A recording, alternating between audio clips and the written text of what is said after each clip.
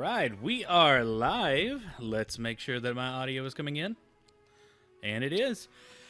Hello, Lamer Gamers. This is Simply Travis, and today we continue our journey in Pillars of Eternity 2, Deadfire, as we travel to Neketaka. So, I will be... covering up stuff. I will be heading out to Neketaka. I just finished having a discussion with Mad Meryl. Did not go well for Meryl. And I think on our way, we have a discussion to go with the gods. Now, we're on a boat, so I decided to change my lights in the room to ocean. We'll see. It's just going to change the colors around. Nothing too special. All right, so if you are just now tuning in, remember this is a playthrough where I'm trying to make all the bad decisions. I had some folks over at the Project Eternity Discord help me out a little bit with what I need to do when I get in town. So we'll see how those go. All right, and I am tired today. I will be drinking plenty of coffee during this. I don't know if I can see. This is the coolest cup, coffee or die. But I'll be drinking plenty of coffee today during our playthrough as we get to Neketaka. So, I guess I should have, pre-planned the stream and made me, in the ocean. All right, and remember, Bartleby is not necessarily evil. He is just stupid. He's a bumbling idiot, and he is trying to make all the bad choices. So, yeah, that's how I'm going to play it. Hey, this isn't Smash Brothers. Well, it shouldn't be saying it. Does it say Smash Brothers on your end? By the way, thanks for dropping by, Budget. You discover a small village nestled in a hillside. Its silence save for the whistle of a wind through open windows. As you near, you find the bodies of a long-dead kith on the street, their bones cracked and scored with the teeth marks of a large beast. So we're going to search around this village a little bit. Let's see, Tarloaf. Let's give that to the crew. Found some rice. Twitch said you were playing Smash Brothers. Well, Twitch lies. It might not have caught up. I had changed all the options to say join Bartleby and all this other stuff. I guess it was a little bit slow on the uptick. So, sorry about that if you were expecting Smash Brothers. Unfortunately, it's Deadfire night. So, I'll be going through here and... yeah, narrating, and hopefully ticking off some gods in the process. So, how are you doing today, Mr. Budget?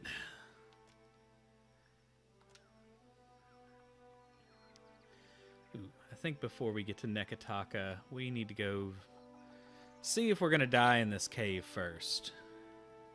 Oh, there's no cave. I'm thinking of another game I'm playing. Alright, let's go to Benny Hill mode. Speed it up. And head back to our boat. You don't have enough crew members to properly manage the ship. Oh, that's always nice. Let's see what this says.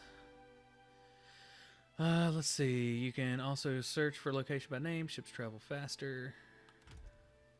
Alright, so apparently I need to go back to Port Mage and work on a couple things. So we're actually going to go over to Port Mage itself, not Valario's Rest. And hopefully this ship doesn't mess with us. I don't... oh, it's a merchant vessel. Yeah, I don't want to interact with them, honestly. The Wrath of Bartleby and his autocorrect. Yes. So I'm just doing a couple things. I need to supply my crew real quick and make sure they are all copacetic. We probably can use some... let's see. Let's look at our stash and see how much we got. Let's see, X. Go look at our foodstuffs for the ship. Oh, I just passed it. Alright, so we're pretty well through there. The Wrath of a Pear. Yes, Bartlett pears. I used to work in the produce section. Those things are tough anyway. They can be gritty. All right, let's get some cannons, guys. I think... So these have a range from 150 to 400 to 500. We're going to grab 2 cannons, not 13. And we'll attach those to our ship in a minute. Let's see. I think water still might not be a terrible idea. Eventually I'm going to cause my team to mutiny, so I want to buy a bunch of the junk. I don't really want to spend any money on them. And is there anything else that I should get? I need more people for my crew. So who are we going to get? Oh, these people don't cost any money? Sweet. I want the cheap ones.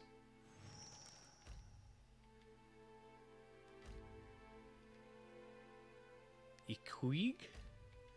And Shield Sister Dahlia. And let's go ahead and just get Hema. She's chatty and rowdy. I did not change the ship name yet. What were we going to call the ship name? Great. Bartleby has a stash. Smoke him if you... Oh, man. Let's see. We are... By the way, Bartleby has the... It's kind of got the same beard as me, just a lot more red at this point. And I'll have that hair not too long if I can't get a haircut soon. All right. So I think we are good... Did I actually get the stuff? No, because I'm a moron. All right, let's get that 50, 50, and then I need... Oh, I need medical supplies. Let's get some repair supplies in case we get hit. And I needed 2 cannons. We're just going to get some hognose. All right, hit the trade button. And let's go mess with our ship stuff before we go out to Neketaka. I want the cheap... Hey, I mean, it's Bartleby, man. He don't care. All right, so we have our crew members over here, and this is where the game gets... it's not very action-based. It's very much like that... like I've been saying, kind of like a choose-your-own-adventure book. I'm going to put her... to rest because she's injured right now and won't do much good. And I have these 2 extra people. So let's see who's better at cooking. Hey, she's a cook. Bam. And hopefully these people are in the right place. We'll deal with that another time. Okay, so I have 2 cannons on one side. Let's get some cannons over here. So I got some achievements. If I were to restart another character, which this game has a lot of replay value, I could use one of those things. Now, I'm supposed to have my cells completely screwed up. I don't know if that happens in Neketaka. But I'm using the everything bad one, and I've ticked off one of the goddesses. Okay, we need to go there, so... Let's get going, and hopefully we don't die. The Red Rider. Let's interact. Got some reagent. And by the way, you can see like there's water and stuff like that on some of these islands. That'll help my crew out. Not quite. I cook more than anybody at my house, and I'm manly. So, just saying. Let's see. You're sailing past the reef when El Ingrid shouts out, pointing to port. There's List, a ship stranded in the middle, perched on a narrow shoal. It tips and rolls with the passing waves. Hanging from its mast is a blue flag showing an image of a crescent moon sinking beneath the waves. Your crew gathers around, murmuring in low, excited noises. Shield Sister Dahlia rushes to this railing. Captain, that's a gift-bearer ship. No telling what sorts of treasures it's got. Rum-Dum Regari snorts, gift-bearers carry sentimental junk, worthless stuff. Now that's a smuggler's ship. It's a classic disguise. Hema spits into the water. Then it's an effing stupid one. Gift-bearers only visit landlocked settlements. That's a trap. All right, so do we want to practice shooting things? Let's see. Are we gonna go up there if it's a trap, or we just blow the whole thing up? Let's go. We're not gonna bother actually looking through it. You row the skiff above the reefs, the waves tossing it, the bottom of the small boat occasionally scraping across the jagged structure below.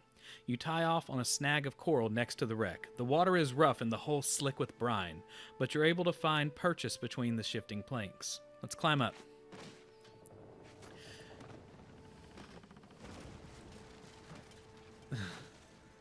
Let's see. Having connection problems.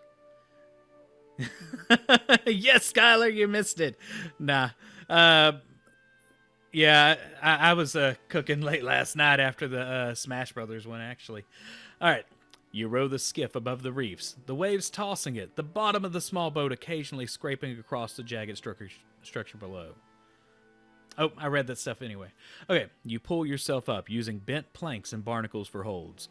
You've almost reached the main deck when a wave slams across the ship. You hear a crash from somewhere below as the vessel rocks. Your legs slip out from under you, and your fingers dig into the wet lumber. Failure! It's not enough. As the ship settles, you slam into its side. Your grip fails, and you plunge into the water. Sharp agony blossoms through your torso, and you emerge back onto the shoal, blood dripping onto the rocks from a deep gash in your side. You tear a long shard of coral from between your ribs and drop it into the water. Bartleby was injured. Let's do one more round. I mean, my ribs are only bleeding. Despite your aching arms and the wound in your side, you resume your climb and pull yourself to the deck. The ship is deserted. You don't even find the corpses. If the ship had a skiff, it's missing too. Well, I mean, we're already here. We might as well search for salvage. You find several crates of supplies and several more of assorted odds and ends. Handkerchiefs, bead jewelry, cracked scrimshaw, a child's doll. All right, we got some goodies. You think back to Rum Dum Rigeri's comments and wonder if this might have been a smuggler's vessel after all. Let's search for some evidence of some smugglers. We're going to use... I have -1 survival skills. That's great. Let's use this dude. Success.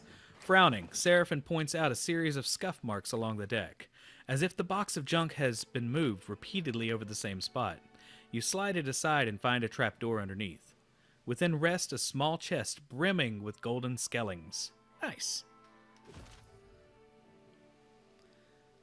They do like the big words in this game. Seraphin whistles, smugglers after all. Among the coins rests a small figurine of an imp of all things. Yeah, -1 survival. It's great. And that's... I played this the other day with another character, and this went completely different. You've gained an item, a laughing imp cameo. Nice. So these things are like a quick summon you can do. All right, we put it in our sash. You load your find onto the skiff and row back to your ship. The crew earned 90 experience.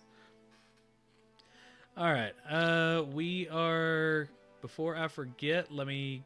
Oh, I can't go to my inventory. All right, let's go to Neketaka. Oh, time for some visitors. Comes to you on a cold wind. Can y'all hear the game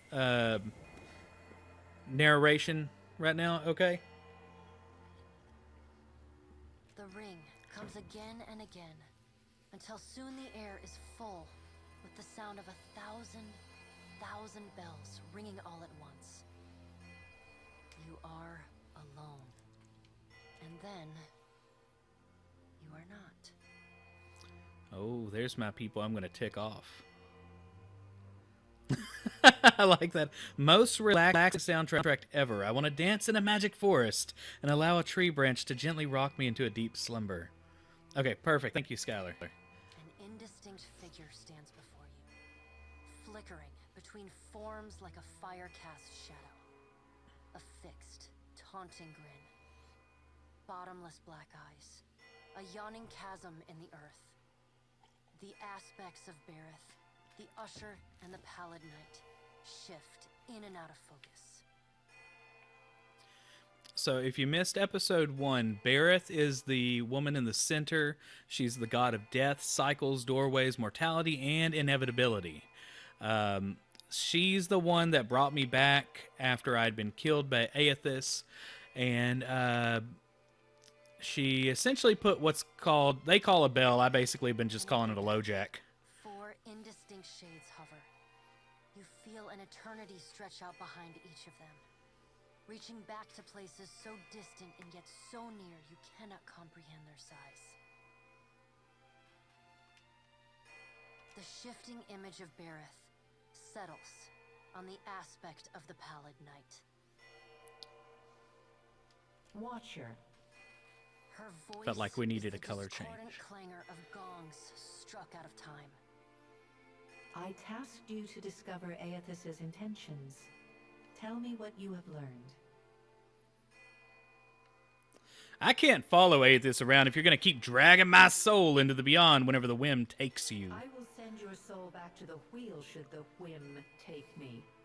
Yee. So the wheel of reincarnation is what she's talking about. Her wan face contorts into what on mortal kith might be called a smile.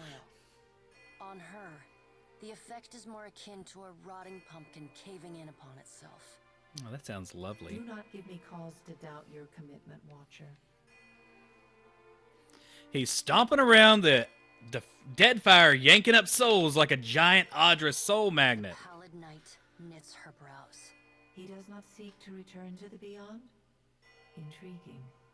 Her sickly pale skin pulls tight across the bones of her face, as if the shell of this aspect does not quite fit the impossible creature it contains. The figure nearest Bareth dissolves and reforms in the image of a thin-lipped, ancient crone, whose face has felt the melting kiss of fire. The goddess Woedica strides forward. Does Aethys frighten you, Bareth? He should. Magran subdued Aethys' influence once before, and yet he returned. So Magran is the goddess of war, fire, transformation, purification, consumption, and trials. They like doing lots of different jobs. From out of Woedica's shadow shuffles a hunched, bald man you recognize as the god Scan. His skin is mapped with swollen lash scars, and breath whistles through the ragged hole in his face, where his nose once was. He is the god of defiance, violent rebellion, secret hatred, covert plots, resentment, and envy. He does not speak, but stares up at Woedica, with naked loathing plain on his ruined face. Woedica steeples her long, knob-jointed fingers. We must annihilate Aethys now, before he makes a rash decision we cannot easily annul. She casts a sly look at the Pallid Knight from the corners of her eyes. A moon would do the job nicely.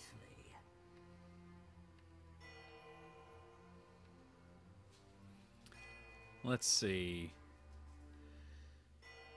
Should we say we would allow her to take the moon and essentially slam it into this god? Or Andra, by the way, which you do not see here, and just wait until you see her, is the goddess of oceans, forgotten things, lost restlessness, and mourning. I'm cool if you just, take the moon out of the sky, which is in charge of all the, lots of tides and stuff. Let's just slam it into Aethys. As if you could stop me. The figure beside the aspect of Bareth flows forward in a swirling cloud of ash. The ash falls to the tiles and reveals a molten-skinned woman, leaning on a monstrous, wicked-edged broadsword. Magran's glowing lips curl in disdain. Oh, my dogs are Find a unhappy. solution to the problem of Aethys that is neither do nothing, nor destroy the world. I acted in haste during the Saints' War. You will not goad me into doing the same now. To move against him while his plans are unknown would be the height of foolishness. We must find wisdom. Oh, man. Awesome. Big. Come here. By the way, my German Shepherd pig is apparently saying all sorts of fun things. All right, so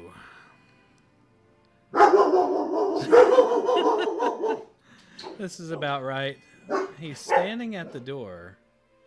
Come here.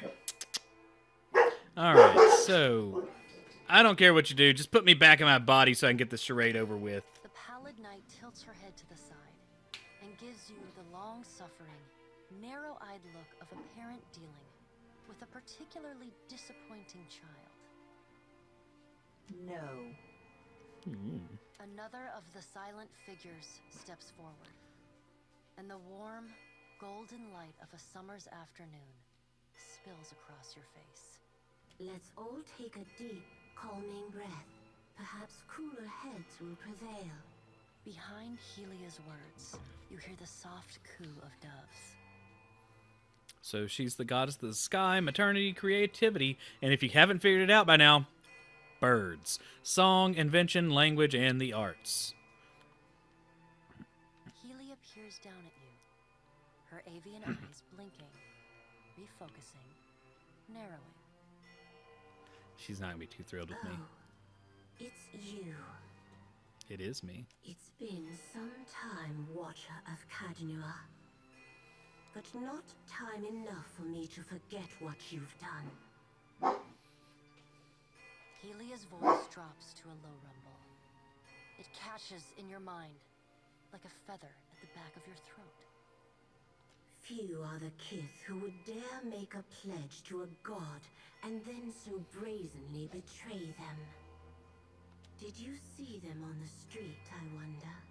Those hollow-eyed children bereft of souls. Did you smile when their parents sobbed over their empty, wasted bodies? Did you congratulate yourself for a job well done? So in the last game, let's see if somebody can stop hanging out outside. In the last game, basically, give me just a second, guys. I apologize. I'm going to let them talk for a second while I take care of these dogs.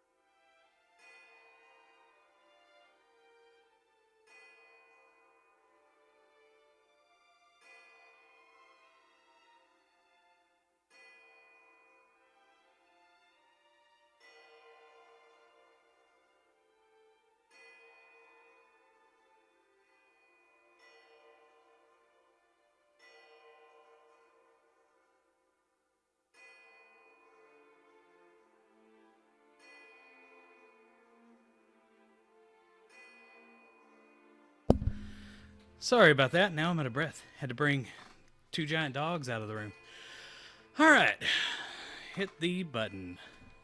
Would that you were not Bareth's tool, that I might demand my most vicious children rip your flesh from your bones. Instead, I must send my children to you with a gift. So in the last game, my character had chosen to essentially not put the souls back into people. So it's messed up last game. Birds above Helia raise their voices in a cacophonous symphony of screeching. Her lips upturn in the smallest, bitterest of smiles. When you return to your ship, dear Watcher, do think of me. Okay, so keep in mind what she's saying. Remember, she's the goddess of birds. A sidelong glance toward Helia. So much for cooler heads. You can't be certain, but you think you might see Mogren, great goddess of fire, trial and war. Stifling a laugh, the crows, ravens, rooks, and jackdaws sitting on Helia's shoulders cackle mockingly at Mogren. Mogren says nothing, though a great gout of steam spouts from her molten skin. Aethys has been separated from us for too long. Isn't it possible he intends only to gather enough souls to reclaim his realm in the beyond? He should be welcomed. Helia puts a feathered hand to her chest. He wouldn't. Betrayal is not in his nature.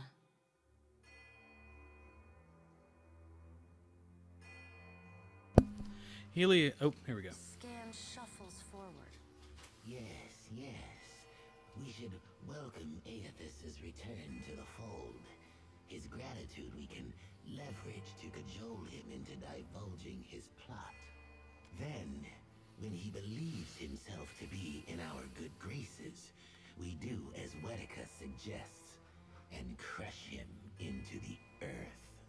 Scan pauses, inspecting you. Ah, and here is the Watcher who delivered poor tormented Ollie's back into the clutches of her uncle, Lord Harren.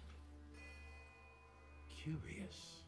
Scan licks the ragged edge of his lipless mouth and grins, then turns to Helia.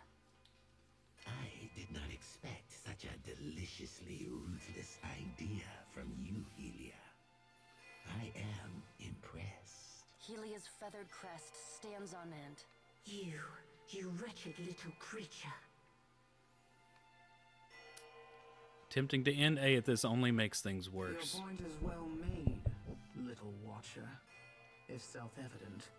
Little Aethys Watcher. is not Should that be the name of my possessed ship? of vindictive nature. Indeed, he has occasionally been magnanimous to a fault. However, if we push him to the brink of reason, there is no telling what he may do. He is, as ever, unpredictable. Something akin to fondness creeps into her voice. Then what's the point of this Paladin exercise? gestures for silence. Aethys cannot be killed, but he may be subdued. Yet to do so will take immense power. I think I got a good and name for the time. ship in just a second. Both stand in his favor. Mogren grits her black glass teeth. That is why we must ascertain his plans before he has the chance to put them into motion. She begins to pace. Her steps leave little trails of fire in her wake. Mogren stops and balls her hands into flaming fists. Even if we manage to destroy his current form, there is the possibility he could return, if he has not already absorbed all of his children. Absorbed his children? I don't Night understand. casts a cold, cutting glare in Mogren's direction. Mogren speaks too freely. That knowledge is beyond your ken, Watcher. Wotica waves the gods to silence. Aethys gathers strength. His strength is a threat to us. Her voice takes on a sharp, almost panicked edge. There is no sensible answer to the question of a resurgent Aethys other than decisive, final action. Nah, there's no cause to act Your now. opinion is unasked for, but noted. We will act when it is appropriate to do so, and not before.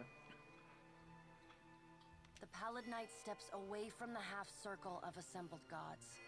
The words she speaks next come not from her mouth, but from all around. Follow him, Watcher. The black of the Pallid Knight's irises expand until her eyes are as dark and cold as the void between stars. She bends down and brings her ghostly face level with your own. Your debt to me remains unpaid. Well, this is...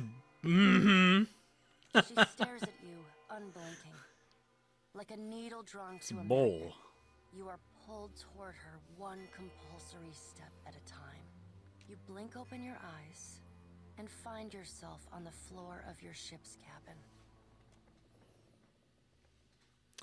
All right, so I tried to tick them off as much as I can.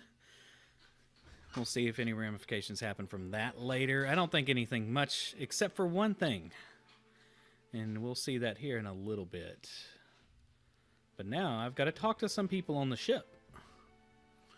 Let's see. Embark. While on the deck, you can press blah, blah, blah, blah. Yeah, whatever.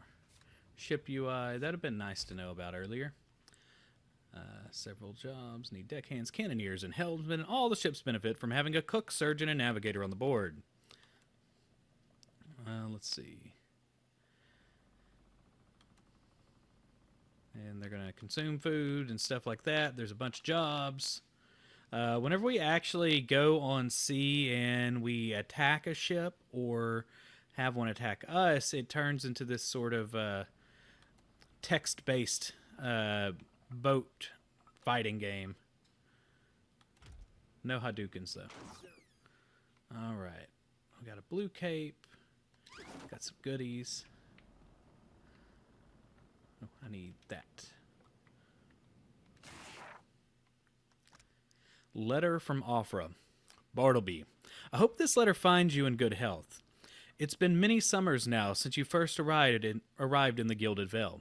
Much has changed in those years for both of us. I do not know if you remember me, but the day you came to my door is not one I will forget. For months afterwards, I wrestled with my faith and my fear. And still the gods have blessed me with a son. He's healthy and strong and already so curious. All of Gilded Vale dotes upon him. I've told him of you. He asks constantly after the Watcher who restored his spirit and hopes one day to meet you. Until then, know that we keep you in our prayers. Your most grateful servant, Offra.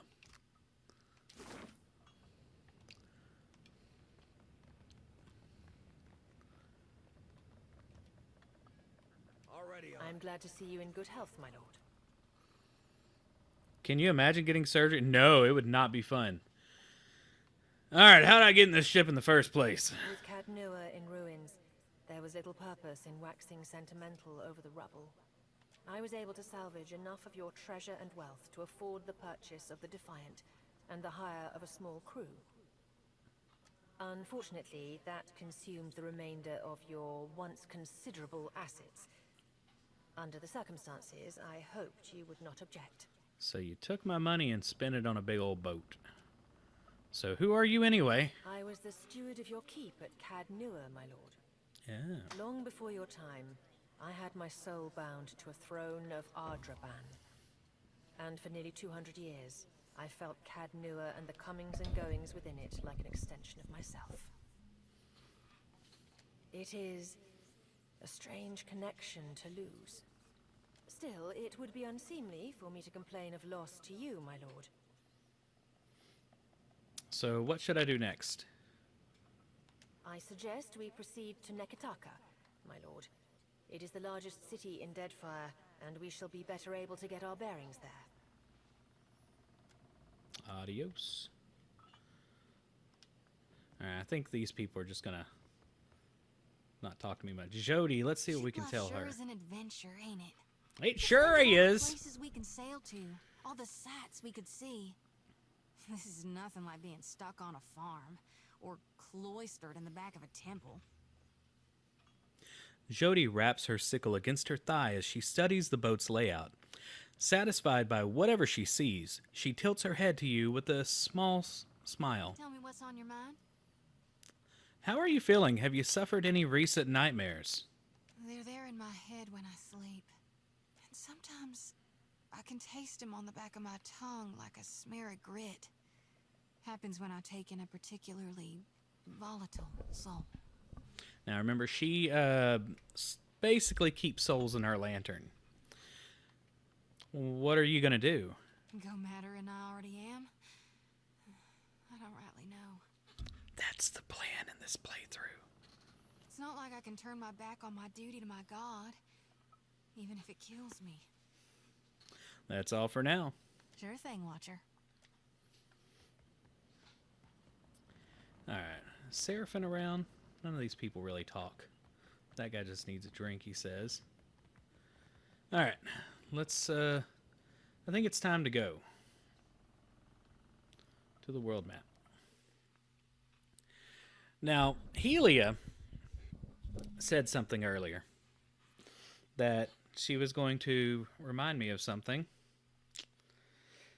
and that she is definitely about to.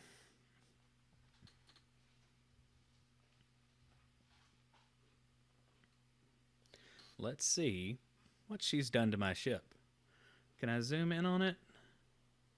It's not noticeable just yet.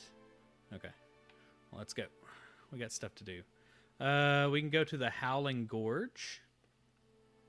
Really want to get to Neketaka this playthrough, though. Zoom out a little bit. The Oathbinder's Sanctum.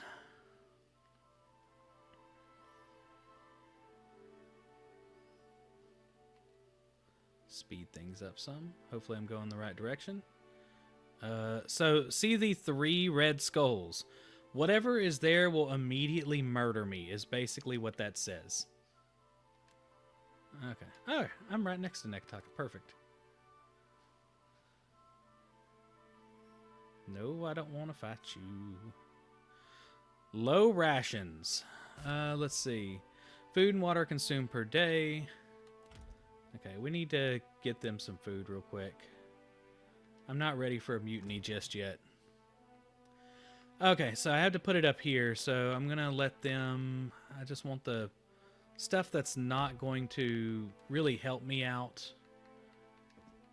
See, whenever they eat, drink just water and hardtack, and they eat hardtack, it's -1 morale. So I'm trying to tick off my crew, but I'm not ready for that just yet. We'll do that a little bit later on in the game, when I'm better prepared for mutiny.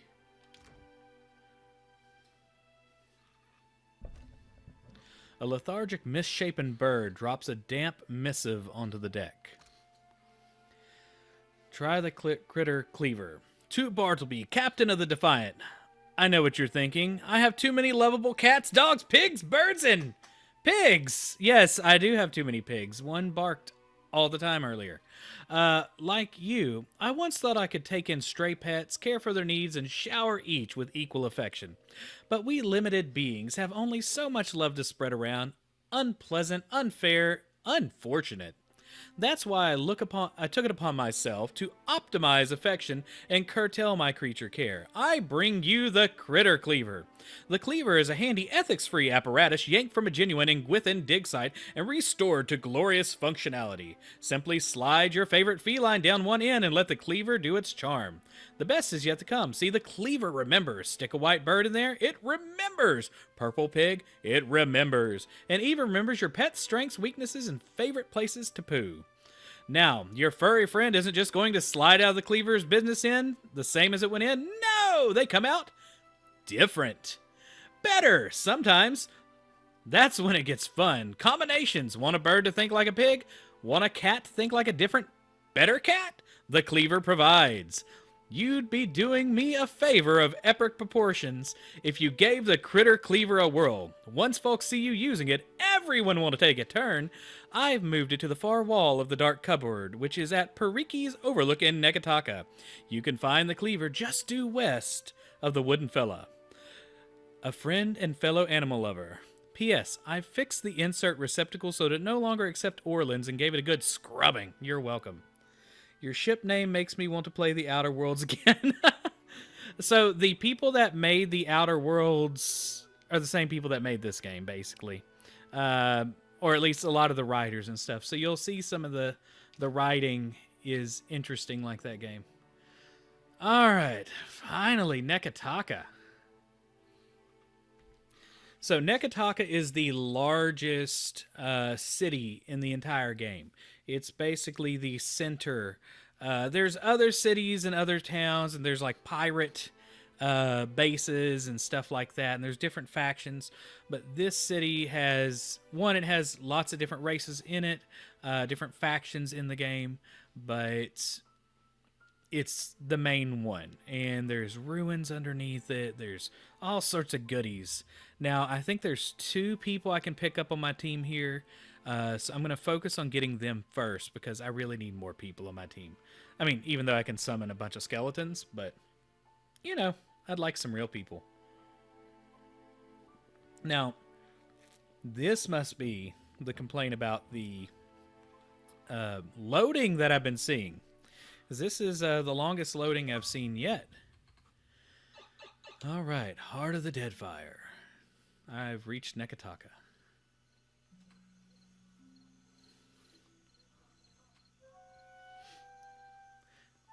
And this game is one of those weird games that has a little bit of lag to it in this city. It's a game you can run basically on a potato laptop decently, but the hardest, like the strongest computers still have a hard time in this area. I don't know why. All right, there's my 3 dudes. Here we go. As you walk down the dock, your approach is noted by a cadre of heavily armored Amawa. Their leader briskly leads them to intercept you. The harbor master looms over you, not deigning to stoop lower or lower her gaze to your level. So that's because I'm a dwarf. You're far from home, farmer. How did you make it all this way in your little boat? It's the Little Defiant. Or the Little Watcher. The Amawa cranes her thick neck to look long along the hull of your ship. Her expression conveys equal portions incredulity and pity. As her attention returns to you, the Amawa's mood becomes more formal. I'm the harbor master, Kauha. I must ask your reason for docking in Neketaka. Let's see. Do I really need a reason? I must tell you to F off. Get out of my way. The harbor master snarls, and the women and men behind her immediately put their hands on their weapons. Though they are clearly ready to fight, they appear neither eager nor tense. Are you drunk or just stupid? You're not the first captain to drop anchor here with the foolish idea that we Juana can be pushed around. Deep within you, you feel an uncomfortable roiling. You can't be certain if the sensation is physical or spiritual, but it immediately induces nausea and fills your ears with the sound of blood rushing through your head. Cutting through the din, you hear a familiar woman's voice speak. Each word comes slowly, falling with what sounds like the chiming of a small bell. Show them. Oh, snap. Show them what you are. All right. Let's see. To tell her to shut up or them? Let's tell her to shut up. Shut up! What? Look, I've heard enough. If you value your life, get back on your ship and head for open sea. The harbor master gestures toward your boat. The woman and men behind her nod and murmur in agreement. The nausea continues to build inside you, blood pounding against your skull. Again, the woman's voice. Again, the chimes. I will help you. What's the matter with you? What are you doing? If you're trying to scare us with some Cipher mischief, save the purple flames for the tribes of the Outer Islands. The roar in your head begins to abate. The ringing of the chime becomes clearer, rhythmic, 2 successive peals followed by a brief respite. You realize the chime is ringing in tandem with your heartbeat.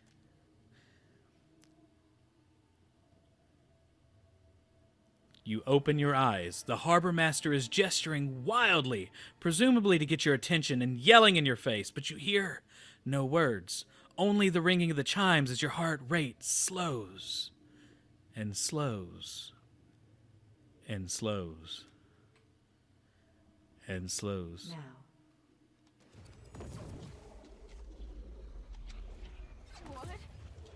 What is this?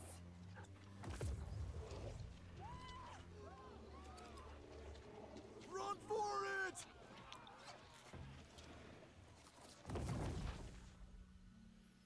They act like they've never seen dead people before, or zombies, or ghosts. Worm-riddled, ship-sinking, flat-fucking, freaky style. Alright, let's take this stuff while they're not looking.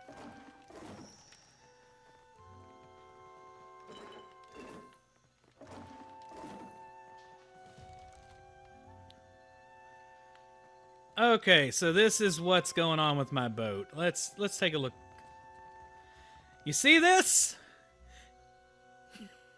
Helia, the goddess of birds, who I ticked off in the last game, has apparently has her little friends leaving little gifts all over my boat. Not cool, Helia. Not cool. Never gonna wash that out. So yeah, the entire game, because I ticked her off last game, my boat will have a messed up hull because of the birds that continuously poo on it from ticking off her.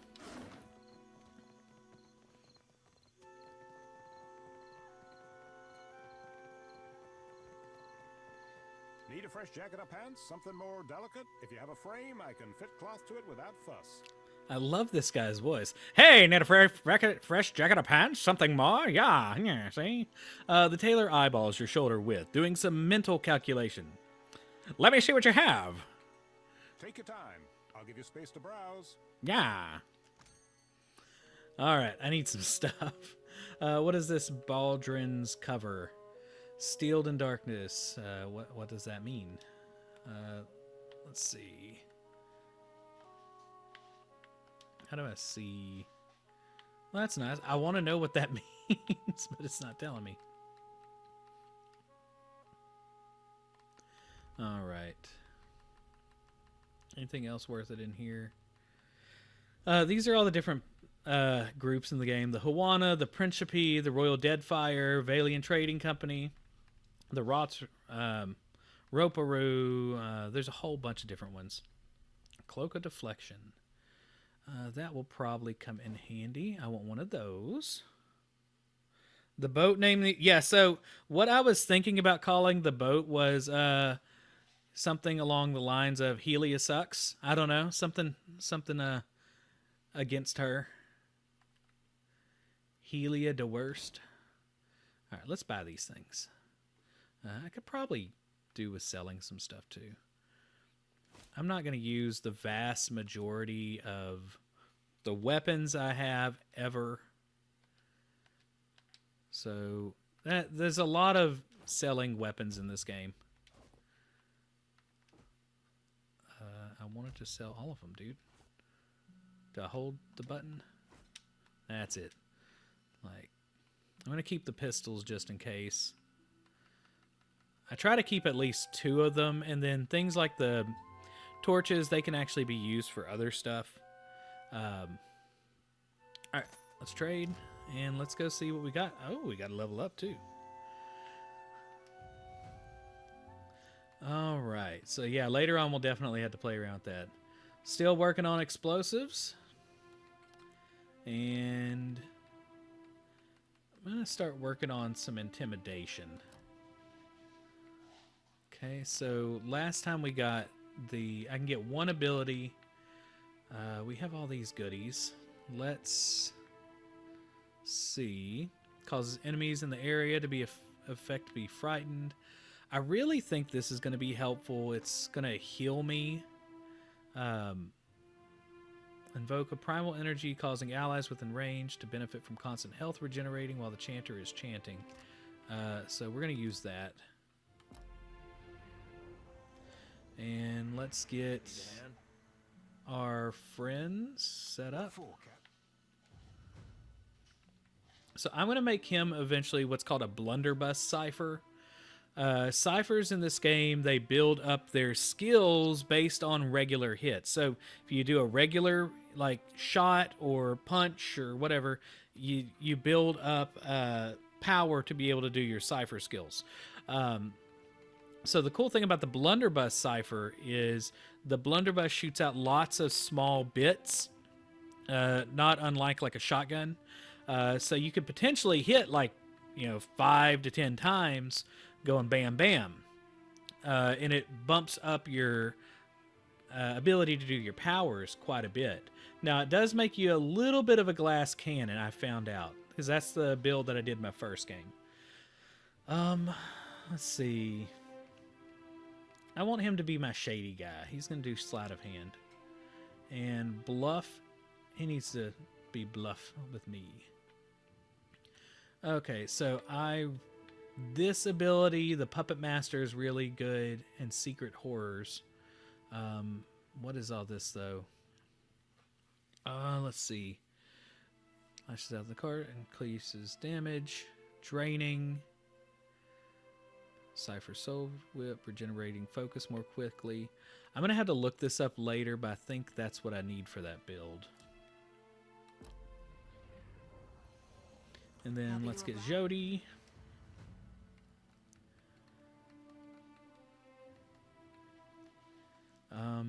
Right now I don't really have a magic user, but I want her to do alchemy.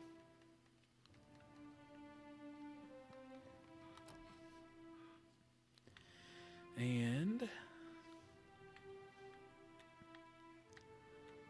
she's my healer, so we're going to continue with healing-based things. What does Smart Inspiration do? Let's find out. +5 intellect. My character's not very smart. Let's do this, because if I could pump a Dire Blessing on summons, that might... I mean, they're already like a major damage spike as it is whenever they fight. I think that might be able to pump it up a little bit more. Alright, so we probably need to rest real quick, because I was a moron and hurt myself on the boat. Resting's not allowed in this area. Oh, awesome. That's fun. Well, I guess we're not doing that. So we need to see what we need to do first. Now, let's see. Ferrante wants us to go to Fort Deadlight. We're not anywhere near where we can do that. Can't do the Beast of Winter. That's an end-game thing. Reach Kahanga Palace in the Serpent's Crown District. So that we can probably do. Where is my map? So many things here. And this is only one section of it. Let's go to the Wild Mare. We need to stop at the bar first. I killed somebody earlier, and I can get some money. Let's talk to this dude. Shepherds us all, traveler. Seek out his temple along the sacred stair. That thy path I lied. be made clear. Map Emporium. Can't pass that up. I love me some maps. I don't know if y'all can see behind me. I got maps and stuff in the house. But yeah. I like me some maps. So this is basically a guy that will give you money for going to different islands. So... Oh, yeah, traps. He's got traps in here. Alright. No, I don't want to steal things. I wants to talk. Oh, hello. Welcome to my shop. It's such a pleasure to see a new face. Sansa bounces back on his heels, a wide grin plastered on his worn face. How might I assist you? What do you do here? I am a cartographer. I make maps. I'm not half bad at it either. And may the gods forgive my immodesty for saying so. The gods probably don't care, they're If you need a map jerks. of any settled region of the Deadfire, I am your man. And my commission rates are quite generous. It used to be I would take to the sea and do a bit of charting myself. But I haven't the time. Too many maps need making. A shame, too. There's a whole swath of the Deadfire I've yet to see. I'm quite keen to write a book, in fact. Oh, but I won't trouble you about that. Excuse my nattering on, won't you? Do you sleep here? Sometimes. He touches a hand to his forehead and blushes scarlet from his neck to the tip of his ears. Married to the work, you know? I just get so engrossed in my maps. And next I know, it's morning. Sharing a bed with a few maps is a good sight better than sharing with Caleb, I'll tell you that. He always hogs the blankets. Nice dog. You think so? He is a magnificent beast, isn't he? Sansa's face splits into a broad grin, bright enough to light the He's room. been a bit low lately. Between you and me, I think he's heartsick for the sea. So, you said you're writing a book? I'm putting together an explorer's account of the Deadfire. Or at least the part of it Queen Onekaza's tribe has laid claim to. My book will be the first of its kind. The Explorers Club will go mad for it. Or, well, that was the idea. It's a fiercely dangerous enterprise, in point of fact, and nobody will agree to chart the islands for me. You'd think ship captains would be a bold-hearted bunch.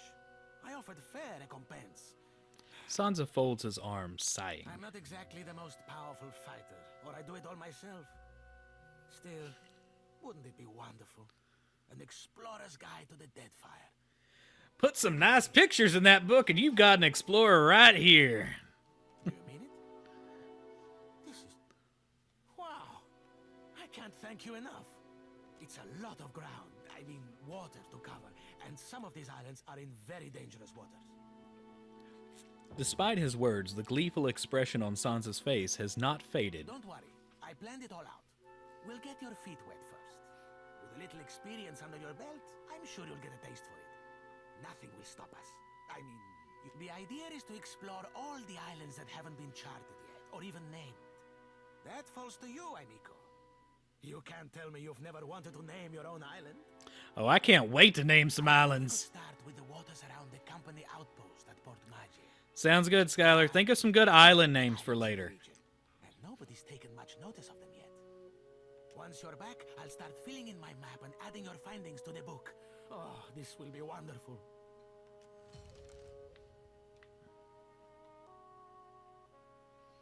Welcome back, welcome back.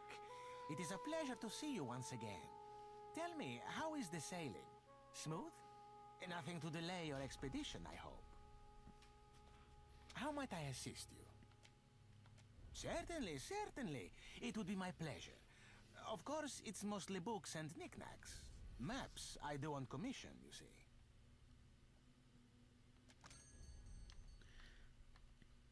Alright, so these are usable by wizards. I'm not quite there yet.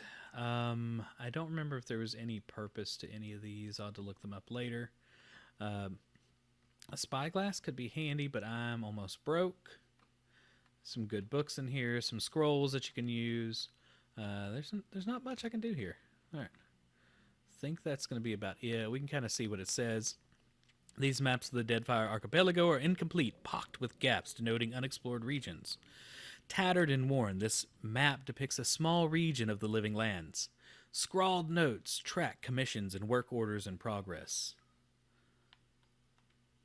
Even these scrolls have been painstakingly dusted.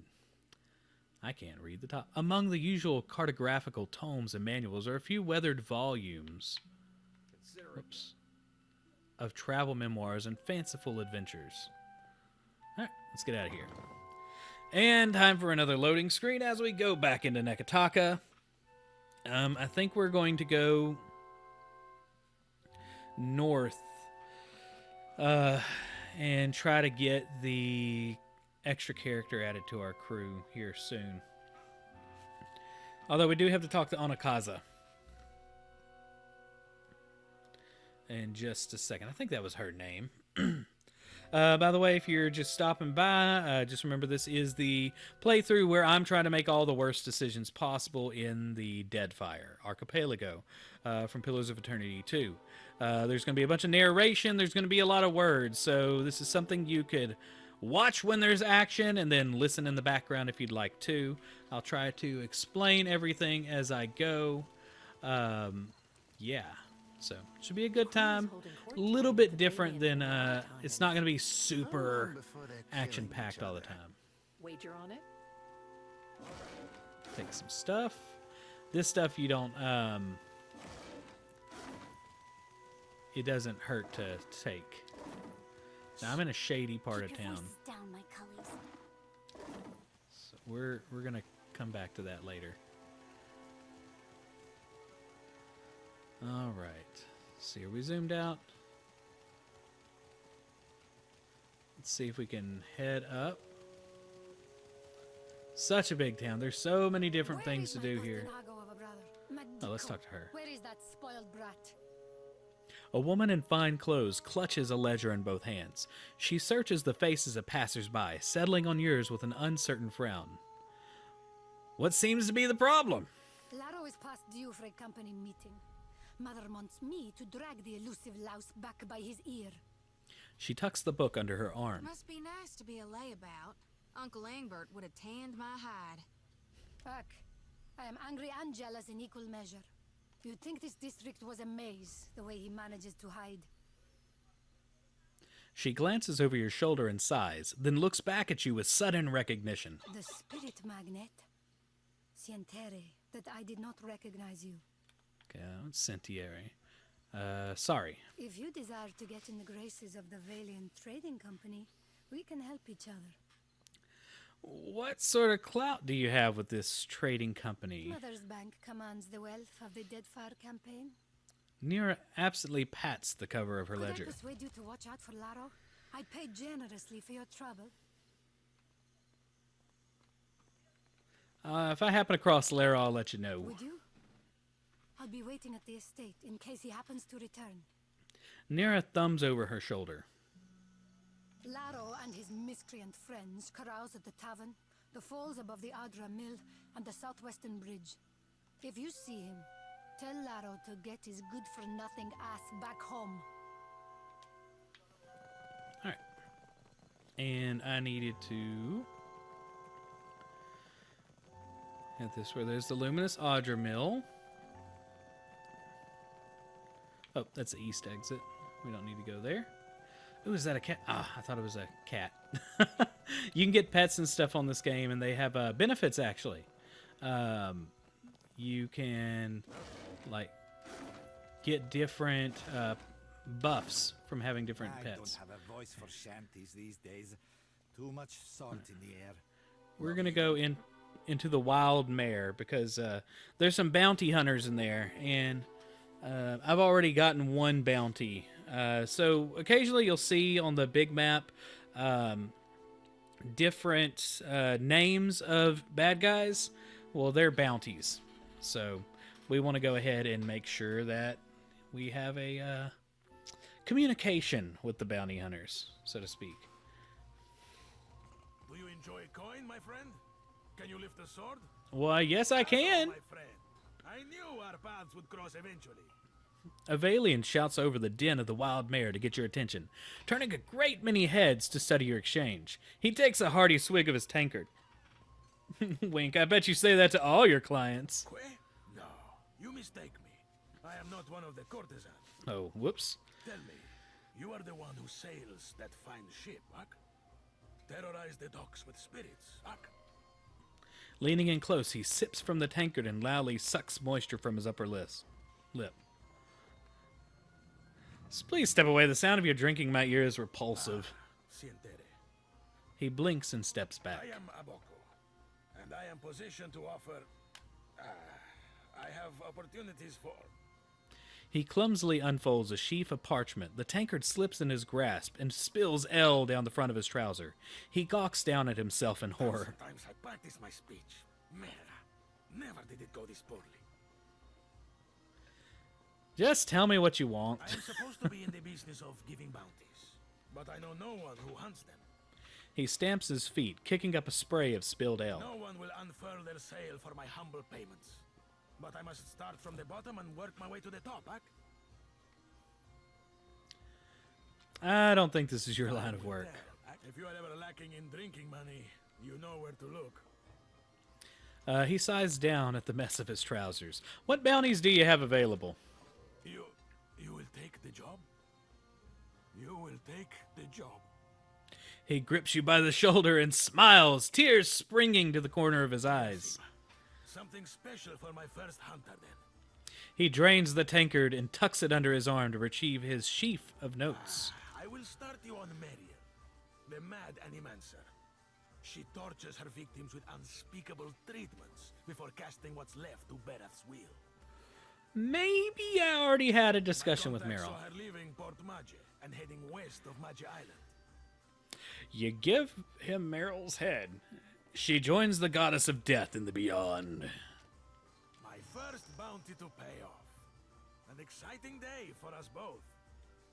Abaco passes you a small pouch of coins, so we got 1,400 copper. Maybe it's not much, but as I make more deals, more pyres will be available, Huck. Let's see what other bounties you have available. I finally managed to land the rights to a bounty of value. You may not like it. There is a thirsty drake who roosts near an oasis northeast of Maja Island. An important site for refilling canteens. The local tribes call him Purakeo, after a sea dragon of legend. Even so, they have no love for this water thief. Before I go, I have some questions. Agrasima, you have but to ask. Oh, okay. I guess I don't. Alright, let's see who else in here I can talk to. Let's talk to Gittel. Welcome to the Wild Mare, friend. A jovial man at the bar grins and motions you closer. His arms are corded with thick muscle and cross-hatched with scars. Now, what can I do for you? Show me what you have for sale. You see anything you like, you let me know. Let's see. So you can... I do need to rest. I could import an adventurer if I need one, but I think I'm going to get some people today. New crew members. Now, if I remember correctly, this cost is not a one-time thing. Daily wages. Okay, yeah, there's daily wages on here. I'm good with my crew, though, at the moment. And later on, I'll probably retrain Seraphim if I find out I've been choosing the wrong thing.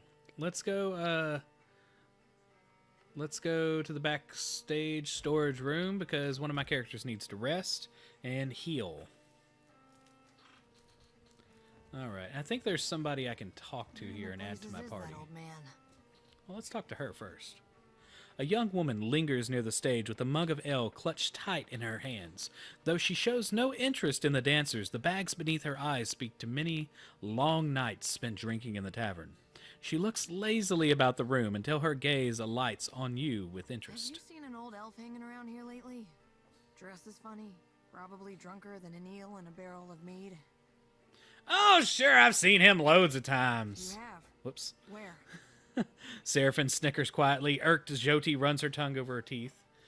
Back in Cadnua?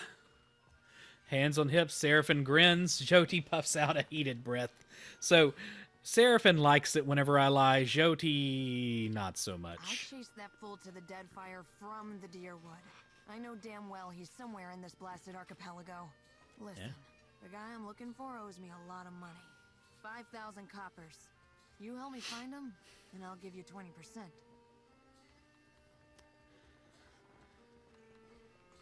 Sure, it's not like I've got something better to do. I can't thank you enough. No one's been willing to so much as tell me the date until you came along. The man I'm looking for, Oswald, was especially fond of one of the courtesans upstairs, Analis. Maybe you can get more out of her than I can. She refuses to speak to me, the snippy little cur. Have you tried being nice? She wasn't receptive to my particular charms. Let's see you do better. Maybe you can get more out of her than I can. She refuses to speak to me, the snippy little cur. Sorry if I'm moving my neck a lot, guys. Back problems by this time of the day. It's just like, ah. All right, I've got a question. I got a couple questions for you first. Who are you? I was hoping you wouldn't ask me that. But hey, what the hell? She rakes an impatient hand through her dirty hair. I'm one of the countless minor nobles that litter the Deerwooden countryside. You know Admeth Hadret, hero of the War of Defiance? He's my great whatever. My thoughts exactly. What's your history with Oswald? She groans theatrically, like she can't bear to recount the tale. The man's a family friend. Has been for... must be 4 generations now. The perk of being an elf, eh? What does Oswald owe you money for? She stares in the depths of her mug and sighs. It's my fault, really. I should have known better than to believe that damned old drunk knew what he was doing. Man's a wizard. You understand, and a tinkerer. He convinced himself and me he could, with enough luminous adra, create a device that would add years to one's life. Must have been a crock of shit, because one day he up and ran without a word of explanation or a pop. I thought I knew him better than that. Adios. Ahoy, Captain. If I could bend your ear a moment, I'll be aiming to thank you for bringing me aboard. a furred hand at his belly and one heel out. He bows deeply, drooping ear, almost touching the ground. Tight shop, and you ain't no terrible person either. It'd be a welcome change from the gentleman of leisure. Tell me about this gentleman of leisure. The gentleman is only the finest ship among the Principi, and Captain Ferrante our most respected shipmaster. It would 2 honors and a half to be chosen to join his crew. I detect a butt in there. Aye, you ain't wrong. Joining the gentleman meant leaving the sorcerer, leaving the only family I've ever known. Why were you willing to leave that crew to join mine then? Don't sell yourself a Suole short cap, nor me neither. I know an opportunity when I bought it. He chuckles. I'd seen what there were to be seen upon the gentleman, learn what ropes were to be learned. Methinks a watcher after a dead god will thrust me into an whole new set of eye openings. Jyoti nibbles on her lips to hide a spreading smile. And believe you me, I do appreciate myself a good thrust. Jyoti nibbles on her lips to hide a spreading smile. You're welcome? I've a gift for you. This trinket be from one of the first ships I hunted. Malnage would have snatched it had I not found the perfect hiding spot. So where did you hide it? I know were I to tell you that, you mightn't want it no more. Seraphim gives an innocent whistle while scratching his posterior as subtly as one could scratch it. Jyoti's eyes gleam with a dark amusement. Just a jest, Cap. Nay, I tucked it away in my beard. Didn't wear braids back then, so my hair caught about everything from feathers to fish bones. So something like this. I can't really hide things in my beard real well. It's not quite long enough to hide things. I don't know, maybe I could hide, like, money. That's about it. But, you know. Malnar shook me down for plunder after easily each raid. distracted today. I figured out she wouldn't go nowhere near my beard. Said my face were like a saurip fetish. Why did Malnage treat you so badly? I don't rightly know for sure, Cap. Thought at first she wanted me. Lasses be that way sometimes, treating you worse the more they fancy you. Given she tried to get me killed twice within our first fortnight together, I thought mayhap she were in deepest love. He chuckles quietly. Jyoti once again nibbles on her lips to hide a spreading smile. Well, love makes people do crazy things, Seraphim. Aye, Captain. You ain't farting out your mouth there. He nods sagely. Were you attracted to this Malnage? Fancy her in the least. But a man has needs. And I figured at the time that she were as wet as... Figured I'd give her a whisper about what we might get down to in the old. Her answer were an unequivocal no, made with a sharpness. Might have been the closest I've ever been to death. He winces and rubs his throat. Thank you for the gift, Seraphim. You be entirely welcome. Now, if you'll pardon me, I've roundabout reached my limit for sentiment. All right, Seraphim salutes, grinning broadly and turning away. We've gotten a Cipher Shackle, which I'm pretty much just going to make him wear anyway. So let's go use that. Although dexterity attributes, I can block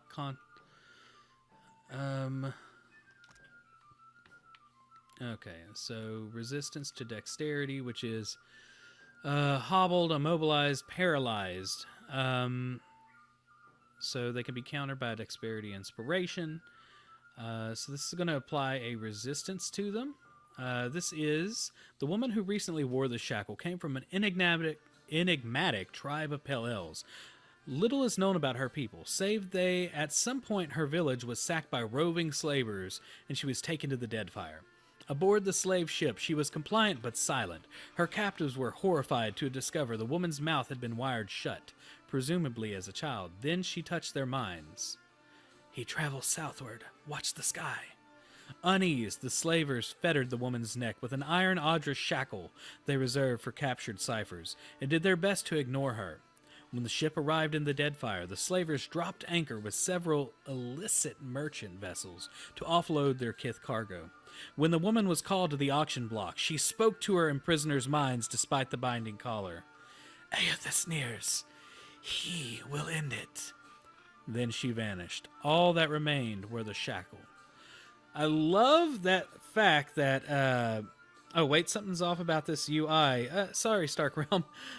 This is on the Xbox One X. So I have the PC version, but it's a little bit different. If you've never seen the Xbox One X version, you're seeing it now. All right, I think we're going to go ahead and give this to our friend over here and trade it out. Yeah, I've got about 170 hours on PC and decided to get the Xbox One X version to see if it was worth it. It's an okay version. There is some load time issues, but this is a playthrough trying to make all the bad decisions, and I'm doing some narration with it too. So all the people from the first game, if you're familiar with it as you are, I don't have Eater, I don't have Aloth, so yeah, I'm running a ragged crew right now. And I'm playing as Bartleby Beckoner of Bad Ideas. And he's a summoner and hides behind a shield in battle.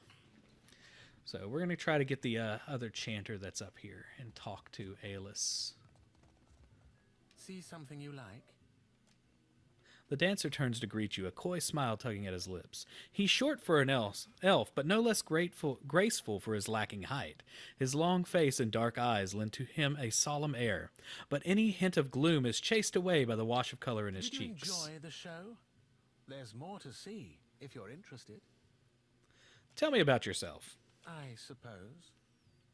He looks at you with a newly critical eye. I was raised in the Adir Empire. When I was young, I studied to be an arcane knight.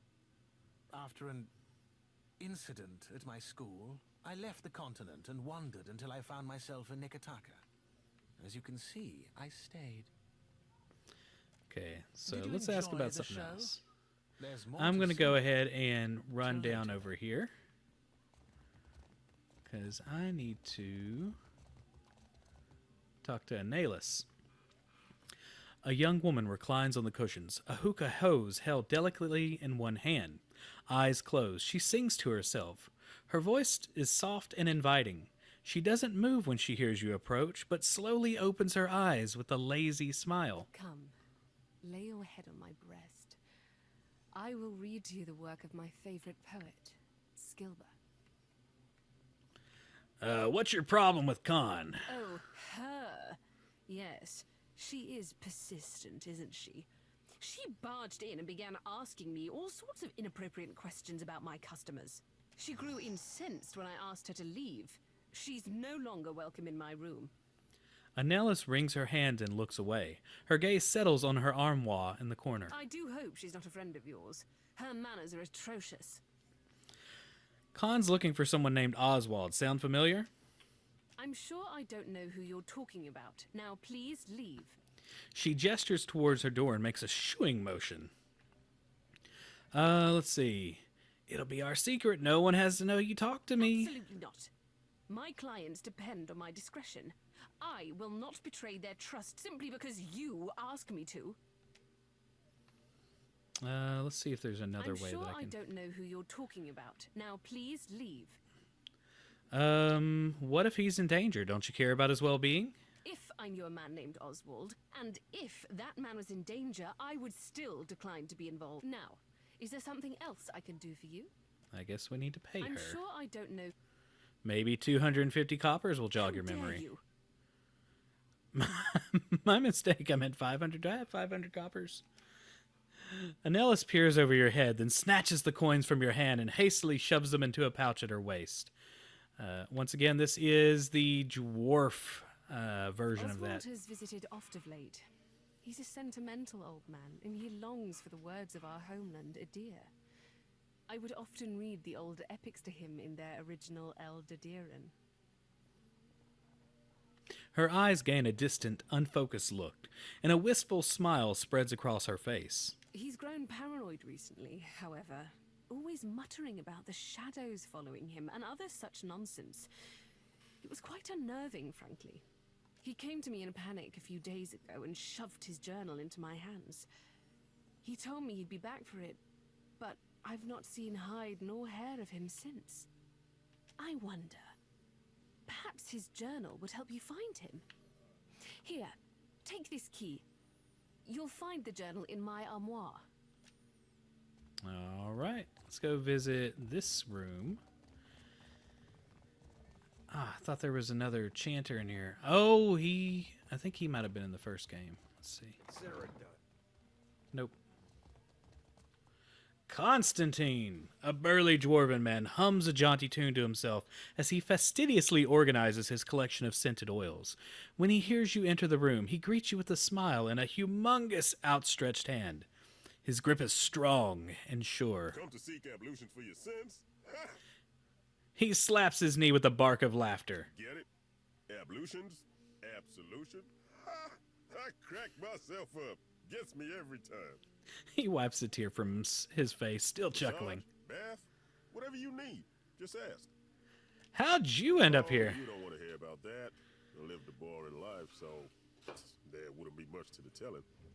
He crosses his thick arms over his chest. A slight blush spreads across his cheeks. Indulge me. Truth be told, my real passion is pottery. Trouble is, I got these big hands. Not meant for delicate work. As an artist that has big sausage hands, and my wife is a potter also, I understand that. I'm not very good with throwing small objects on a wheel. I do a lot of slab building, actually, whenever I do it, which is working with clay that is like in thick slabs, and you kind of build it as you go. He turns his hands palm up to you to inspect. Just one is easily large enough to cover your entire face. Of course. Now I specialize in relieving tension in a Mauer and death godlike. He nods to himself. Do you like your work? The pay's good and my clients are interested enough. It's not exactly a ringing endorsement. You caught me there. He gives you an awkward chuckle and scratches at his beard. The stability's good and all, but I haven't seen anything that gets my blood pumping in ages. You know what I mean? What's life without a little excitement? Doing the same old thing day in, day out. It's enough to make a man leap from the nearest window. He nods vigorously. Ain't that the truth right about now? All right, you could come with me. Where to? He raises an inquisitive brow, his large hands previously dancing with restless energy still. You know that 700-foot tall statue made of Audra? I'm going after it. No kidding. He nearly drops a bottle of massage oil in his excitement. I like to see something like that for myself. He sighs a wistful edge in his voice. Do you think I could come with you? Just for a bit. Grab your things then and let's go. Hell, you don't have to tell me twice. All right, I like Constantine. He sounds like he's fun. Is it Constantine or Constantine? So I'm already a chanter. I don't remember what the Scald is. I haven't done any multi-class characters this game. Let's go with the Barbarian Chanter, a Howler. This should be fun. Let's see if there's anything that I should give him real quick. Since I got him here. So he is using a two-handed weapon. Have any better... Oh, we need to put that Laughing Imp cameo on somebody. I think this would be good for her. Where the heck does it go? It's been a while since Oh, okay, that's right. It goes in their pouch. I'm going to take those explosives. All right. And we need him. He needs something where he can shoot from a distance. So let's give him a pistol. I guess I should look at what his specialties are. Now is he using anything special? Fine leather armor. We have some fine padded armor. It's about the same. Let's see how it looks.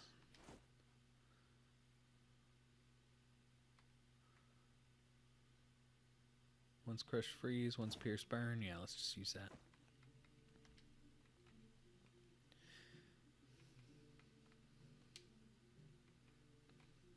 Okay, we're going to give him some healing potions. So we're going to need those later. And I think we are good to go. Man, I need some more need some more stuff. All right, got a party of 4. And looking to get the 5th one here in just a little bit. Queensburg. No, we just want to go back down here because we're going to have to sit through a loading screen. So, Stark, just so you know, the loading in this game is not as good as PC. Especially in Neketaka, I'm finding out. I've seen a lot of people complain about it, but it didn't really get bad until now. And I'm running off of a regular external hard drive. So, yeah, there'll be some loading, especially whenever you run into issues like this where you just kind of want to leave. Because I've talked to the people in here. Make sure there's nobody else I need to talk to. Let's see. And you can press the X button, or I'm sorry, I'm used to a Nintendo also, the Y button. And go with more of a PC interface as you're going. But man, the worst thing is the lack of a console drives me up the wall. It's there, but you have to, like, specifically search out the button. Alright, we're getting out of here.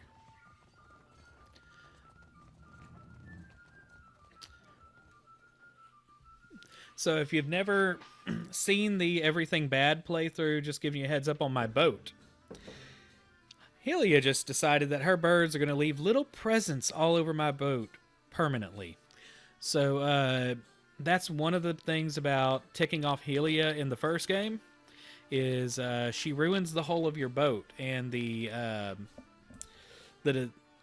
sails. So it really sucks. And you can't really do much about it if I remember correctly. You get the burbs. Very, very true. Yeah, I'm trying to mouth off to as many people as possible. I typically play as like a good guy in these games. And this is my screw-up game.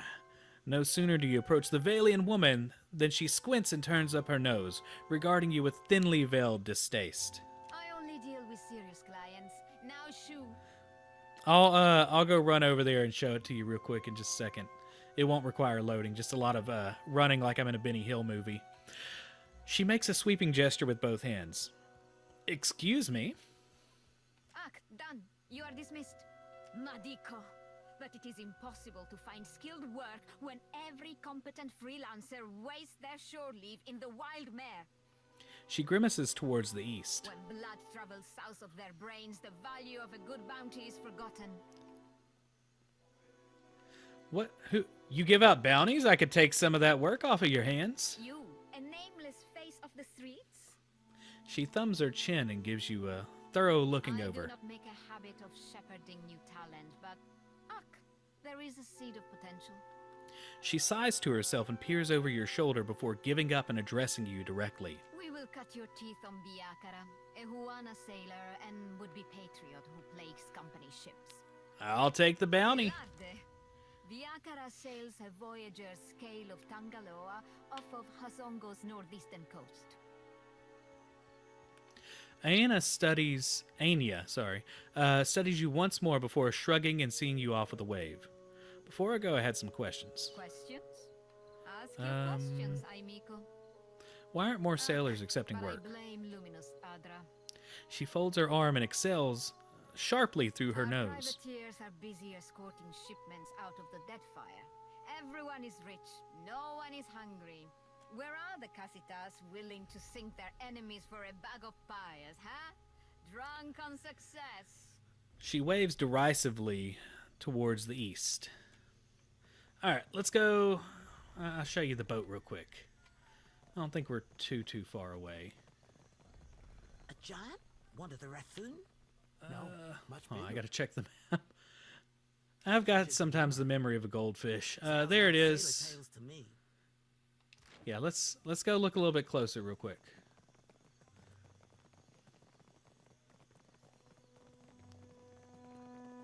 And that's exactly the wrong way. I gotta go all the way around. Actually, you know what? I can cheat. I forgot. So this is my lovely ship. The birds have done quite a job. I'm going to be changing the name of the Defiant to I Hate Birds as soon as humanly possible. Yeah, I've never actually seen... Okay, yeah. So that is what happens to your ship. And if you look at the ship management menu, what's interesting is the travel speed is -5. And then the hull, if I remember correctly, here we go. The hull is also -5 travel speed. Yeah, isn't it lovely? Oh, man. I think there was some sort of event that happens up here. Let's find out. Maybe not right now. Okay. All right, let's see if we can find our friend after I take this stuff.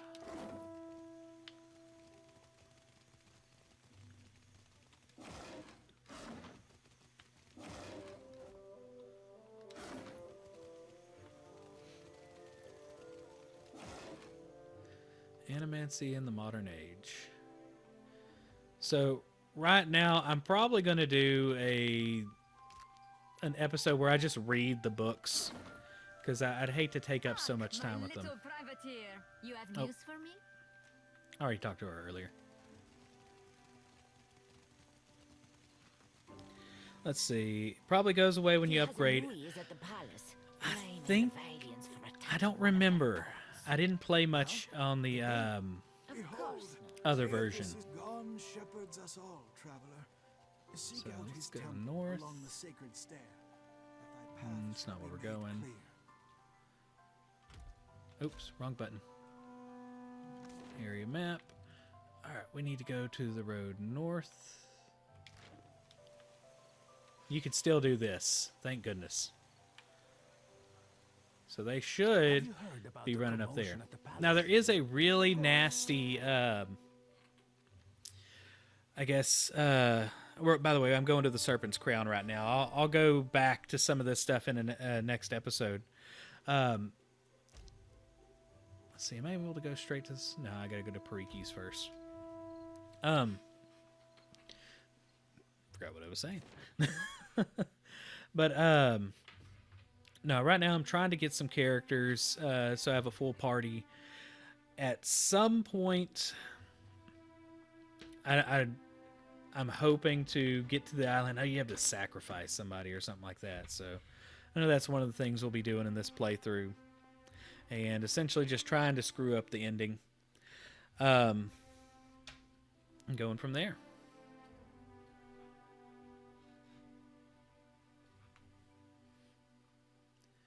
And I think I'm going to talk with Anakaza and then probably stop the playthrough today. I think there's a couple things that happen in Pariki's first. See if there's anybody I need to talk to. Nope.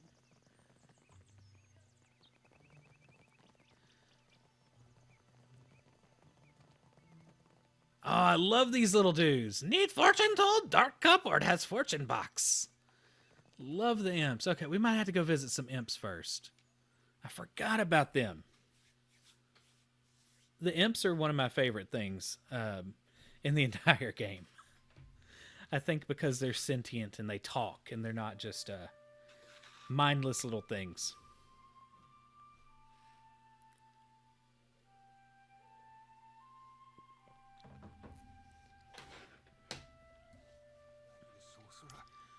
She truly live up the name. I got nowhere else to turn. Stonehill is going to kill me. Don't drag me into your mess, Bertenno. Not again.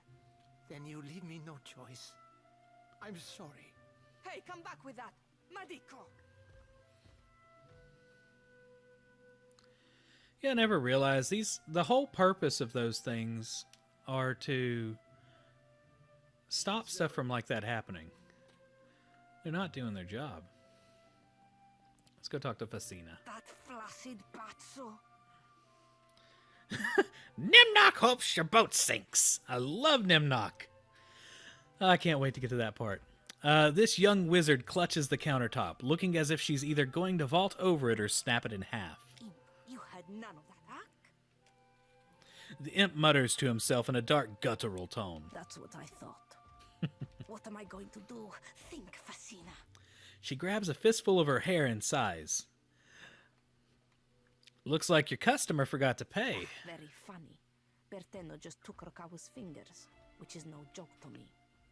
He must have wanted to raise some fast coin. Arkemir will flay me alive over those damned gloves. Oh, yeah, I guess that's it. Why? Strange that those constructs didn't attack him for the stealing. Is it strange? I don't know. Go consult Arkemir's grimoire if you're that curious. So if you've never seen this before, Arkemir is the archmage that some of the actual spells are named after. All right, flustered, she finds an excuse to look elsewhere. So what are you not telling me? Not that it's any of your business, but Berteno used to spend a lot of late nights here. Facina coughs into her fist and avoids eye got contact. into the construct's guts and marked off Berteno as a safe visitor, so they would not attack him. That's why. And before you ask, no, I will never do this again. She crosses her arms resolutely. So why are these gloves so important? You do not know Arkemir, do you? He is as cheap as a Wodican clerk. Whatever he loses from those gloves, he will take out on me. Somehow. Why does he need the money? He said that he's in debt to a Rautayan captain by the name of Hamuto Stonehill. By all accounts, a deadly serious man. I, Bartleby, beckoner of bad ideas, shall get those gloves back for you. Or I'll keep them for myself. You will? If you are expecting some payment or reward, I do need to keep this under wraps. A discount would be a nice start. She blinks twice in disbelief before regarding you with a warm smile. You look capable. While I am stuck behind this counter, I am in no position to refuse help. A discount goes without saying. You're saving me a world of trouble by doing this. Thank you. I do not know where Berteno fences his goods, but he mentioned an appointment at the Bra Citadel docks. Facina bites her thumbnail and glares at the door, seeming to wish it would burst off of its hinges. Hamuto Stonehill must be as dangerous as he sounds, or else Berteno wouldn't be so panicked. Let's find out about herself. I am the apprentice of He of Many Colors. That's plain old Arkemir to you. What few spells I know have names like Arkemir's Dripping Scourge or Arkemir's Malevolent Codpiece. He made me conjure a household staff of imps. Horrible, chittering things. I think it's because he knows I hate them. You use a lot of... Oh, sorry. Facina sighs and waits patiently for you to speak up. You use a lot of honorifics when you talk about Arkemir. He makes me call him by the titles he's earned in his long career. I can also call him by the titles I've made up since the start of my apprenticeship. She grins, glancing left and right. To me, he's the bringer of foul wind, the teeth of suckling imps, and the herald of dirty slippers. I love that. The herald of dirty slippers. Show me what you have for sale. Well, that's not a discount. Discount on items, 0%. Yeah. I'm pretty... Well, no, I just got some money. Let's see if there's anything worth getting. Not at the moment. Some exceptional stuff. I want some good stuff. There we go. I'll have to get that later. 10% accuracy with fire attacks. Sasha's Singing Scimitar. Is that the... Oh... Later on in this game, there's going to be a fun sword. I completely forgot about that one too. Man, I love this game. I'm just getting excited thinking about stuff. Yeah, I don't have the money for any of this yet. Grimoire, Vapor. So we'll come back to that. I forgot I have a couple things to equip anyway. Let's see. Let's equip this before I forget again. So I have a fancy new cape. Bodrin's cover. Let's see what Stilled in Darkness does. During nighttime, this aura grants all nearby alleys, excluding the wearer, a bonus to their stealth. Ah, crap. Shouldn't have done that one, actually. I'll have to sell that one later. I'm not doing any stealth this game.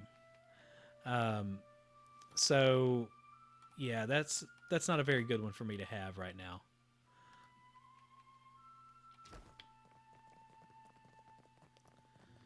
Alright, we're going to go back. We need to go find our new guy. Go talk to Anakaza. And then I think next time we'll go deal with... in the next episode next week, we'll deal with her problems. And getting those fancy new gloves. But man, I can't wait until the Nimnok episode. That's a long ways away, unfortunately. The Nimnok battle is absolutely bonkers. And if you're watching this and you don't know what Nimnok is, don't worry. But if you do know who Nimnok is, Nimnok's the greatest. That's all you gotta say. That's all you need to know. You have Don't worry. Oh, The she's vision's having passed. visions. Okay, so I need to... Company drudge. Is this where I need to go? No. Let's check on the map. I need to go to the Water Shapers Guild. Summon everyone to the palace? That's where my next friend is.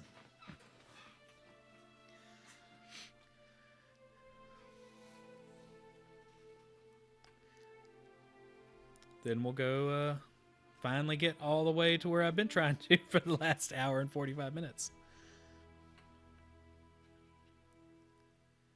Them load times.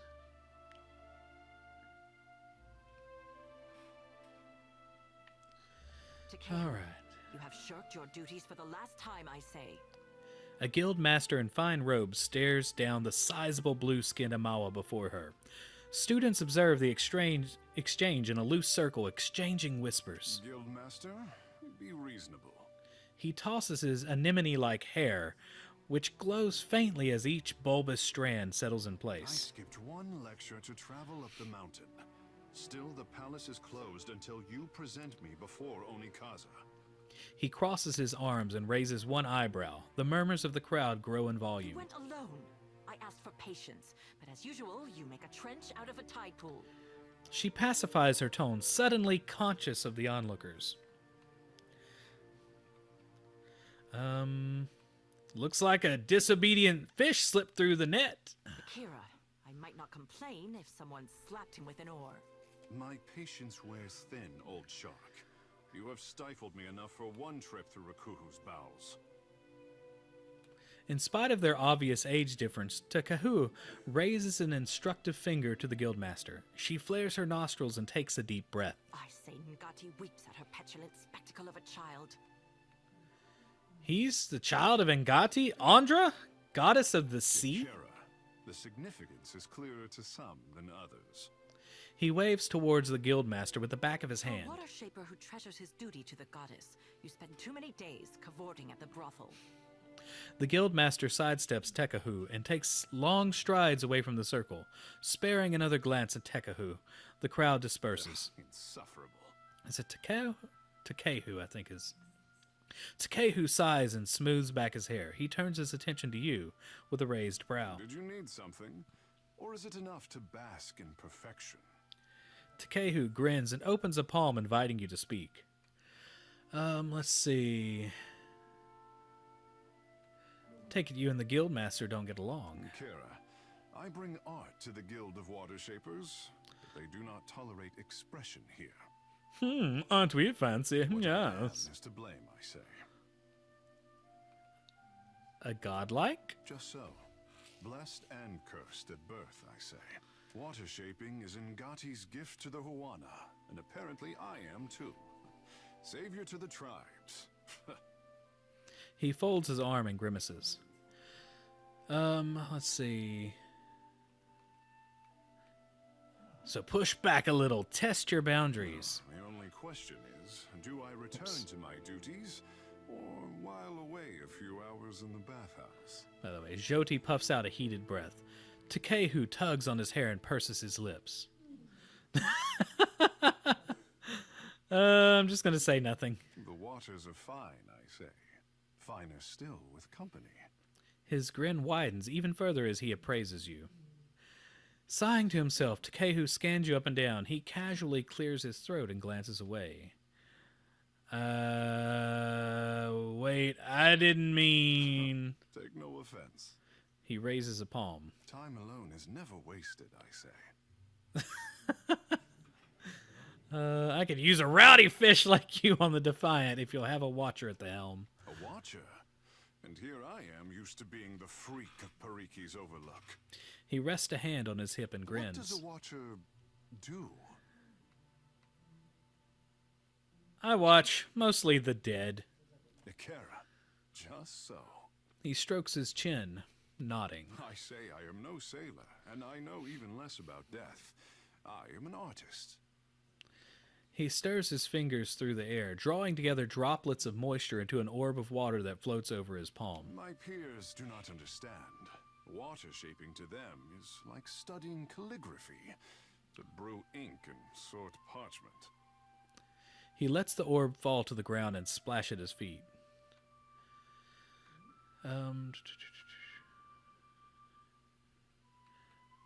I have nothing against a sensitive artist.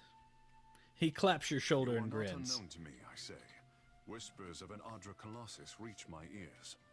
I love that he's like dancing around the entire time with fish. Of a corpse who follows him. Takehu raises one of his brows. What will you do when you catch up to this walking god? Offer a few compliments, buy him a drink, see where it goes from there. For me, there is not enough rum in the Deadfire to even consider it. If it untangles me from the guild's apron strings, then you can mount me as the figurehead of your fair ship. Takehu inclines his head and touches the circular marking on his brow. May smell a fish before long, but your crew will be more beautiful by association, I say. He winks. No one's ever called me beautiful before. Blushing, she averts her gaze. Let's be off. Lead on.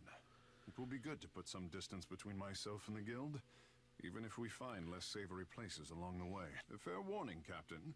Ingati gifted her favorite son with more than his stunning complexion. Takehu tosses his hair and sighs contentedly.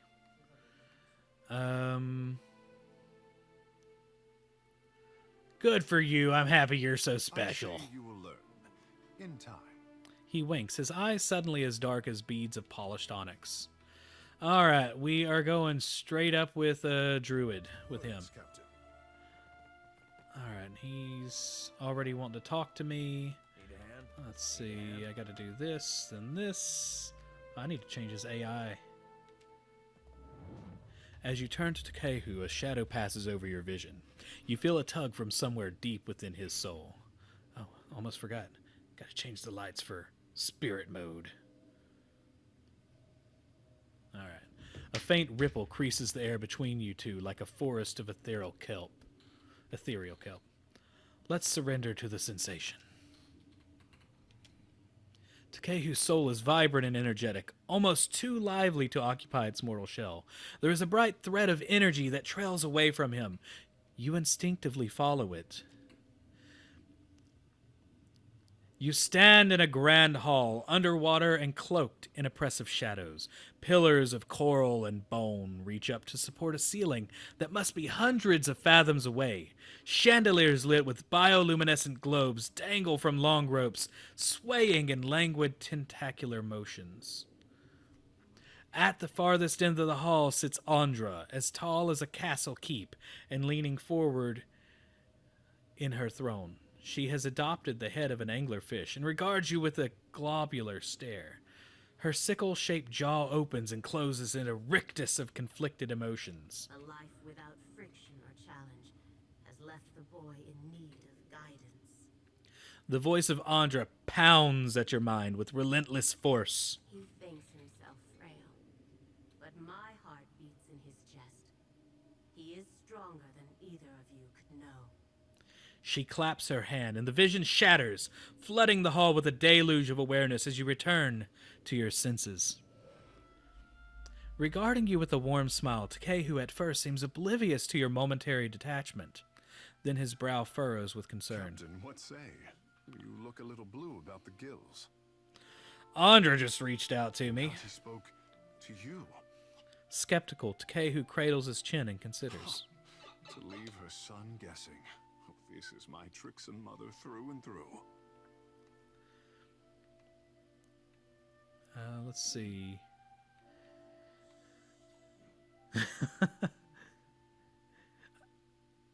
I don't suppose she would consider quieting down. It is a mother's right to protect her sacred offspring, Captain.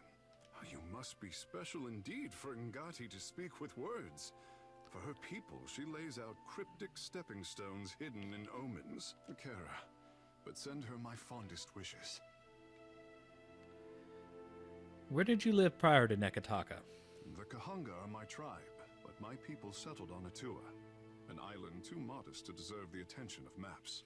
My mortal mother tans boar hides. My father trades in the abundance of pearls and opals Atua is blessed to provide.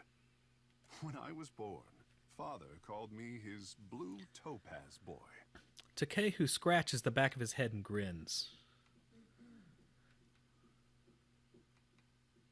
So what did you do around the island? I could not be kept from the water, so my father taught me how to dive for pearls and azada snails.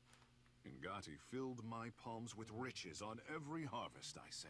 When I came of an age to begin a man's pursuits, the Mataru reached out to the Kahanga Queen. Weighing my arrival against the forces that descended on her territory, the Queen could not invite Ngati's chosen into the Watershapers Guild fast enough. In hard times, the endorsement of a goddess is more valuable than currency. Have any other notable godlike come from Atua? Doubtless, I say. But I am the most precious gem of recent history. Well, aren't we fancy? Godlike are revered as bringers of local change, but only Ngati's chosen is thought to deliver an omen for all Huana at once. Your birth must have been a big event. Ikera, high winds stirred the vigor of the seas. 2 huts collapsed before our local storm speaker could shout down the weather. He beams with pride. They say the skies only cleared when I fell into the midwife's basket. Peace had returned to the island, or so the Mataru predicted. All right, I'm tired of talking to him. Let's go. We have some other stuff to attend to. We shall be back, though.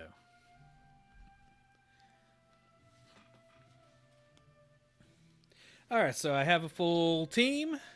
I'm ready to go. There are more people you can get in the game later on. As you can see on this screen right here, there are 2 that we have not gathered yet. And the dude with the sword and the dude shooting fireballs are dead in this playthrough before it even started. And you cannot have the squid on your team, just letting you know in advance. Just in case you're wondering. Giant squid, not so much. Now, the lady with the gun, she can use that bird. You'd be better off mooning after someone with half a foot between her ears, lass. You can't dictate what the heart wants, Seraphim. Thought you, of all people, would know that. Well, the heart can be a right stupid git sometimes.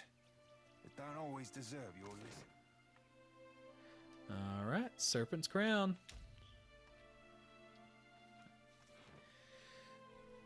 And it's going to take an hour to load. Team Kraken, yes. My co-host on the podcast, Rowdy, he was playing Resident Evil 3 the other day, the remake, and he kept getting fanny packs, so we had hashtag Team Fanny Pack. I think he gathered 6 fanny packs by the end of the game. It was glorious. I'm having people texting me right now too about the prices of turnips. I don't know if y'all have been playing Animal Crossing lately, but that is what my wife has been playing nonstop. It's a good game though. It recently broke records for the amount of digital sales in like a month. I think it hit 5 million. All right, I think I got to talk to some people. The trading companies have sent emissaries to speak with our queen. Helia blesses her with patience. Well, Helia blessed my boat with things that I don't really think were blessings. They say Tangaloa speaks through you, Watcher. Is that true? Wonder what happens when the Audra has all dried up. You sailed in on the Defiant, Akira. No, it's about to be called Birds Suck, or I Hate Birds. Nothing ever happens here. Well, it will soon. Alright, let's keep going. What say, traveler? If you come to do business, outsider, you are late. Your people are already inside, speaking with the Queen. Ah, yes, my people. I'd better hurry. They are in the throne room, through the door behind me. If you should lose your way, follow the shouting. The guard gestures towards the door, dismissing you. So... Okay, so this is a bug that drives me insane. So whenever you start a fight and you click something on this game, sometimes they'll run backwards. And it's a little... I hate it. It's the worst thing ever. Because I've had multiple fights like where I would say for one person to attack, and then I had Joti run the exact opposite way, and you can't redirect them until they finish that course. There are some nasty, nasty bugs in this game on the Xbox One version. Oh, look at that fish globe. Okay, so my goal is to side with her as much as I can, but be as rude as possible. While I am flattered by the esteemed Hazanui's confidence, I must wonder how my people are meant to have destroyed an entire colony overnight. The Valian dignitary aims a withering look across the aisle. A middle-aged woman with a square jaw and tar-stained teeth meets it. You tell us. It's no coincidence that your outpost at Port Mage survived the recent storm. Oh, maybe I have it wrong. I think I'm supposed to work with her. She pulls a slender pike from her pocket, but at a look from the Queen's attendants, she puts it away. You speak as if I could command the tides, while you are casting your blame in a wide net. Why not look to our Kahunga allies? We do not share their talent for shaping water. A sizable Amal standing by the throne takes a bold step forward and flares his nostrils at the assembled dignitaries. A hush falls over the room. I say our guest forgets himself. He clears his throat and sweeps his gaze from Nero to the rest of the room. Brother, stand down. Up to this point, the Queen has studied the proceedings with an even expression. She half rises from her throne as she fixates on Prince Arui. You are the one who mistakes my throne room for a sparring arena. I say this is beneath us. As Arui lowers his head, the Queen slowly centers her gaze on you and leaves it there. An interesting visitor in difficult times. You cannot be here to deliver a favorable omen. Though her mouth doesn't move, Anakaza's voice comes to you like an insistent memory nestled among your surface thoughts. What? Did you say something? She rolls her eyes and turns her attention back to the dignitaries. This one is a watcher blessed by Tangaloa. I suspect that many of our questions about Hasongo will soon be answered. So if you're new to this game, Tangaloa is... So you have a series of multiple gods in this game. And if you've studied anything about the Greek gods and you know about the Roman gods, they are pretty much the same ones, but they go by different names based on different civilizations that are actually looking at them. So it kind of treats it in that way. And honestly, these gods remind me more of like something you would expect to see from like Assyrian gods and things like that, where they do all these different things.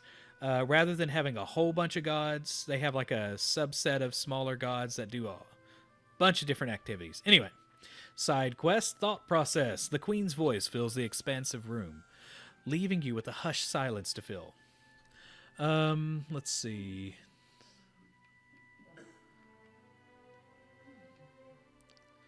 Let's see. Should I come with a warning for the Queen? The damage to your colonies was the work of the gods. Courtiers cast anxious and amused glances from you to the Queen upon her throne. Nero seems especially confused. Hazanui Karu, however, regards you with a cold appraisal. I know this one. His parlor tricks frightened 10 years of every sailor in Queen's Birth. Raising her hand for silent, Anakaza looks to her brother. He approaches, and they exchange a few words too quietly to hear. She lifts her gaze to you once more. We assembled to discuss the darkening of Hasongo, one of Rawatai's colonies. Watcher, it seems you have the floor. She opens her palm and waits. Let's see.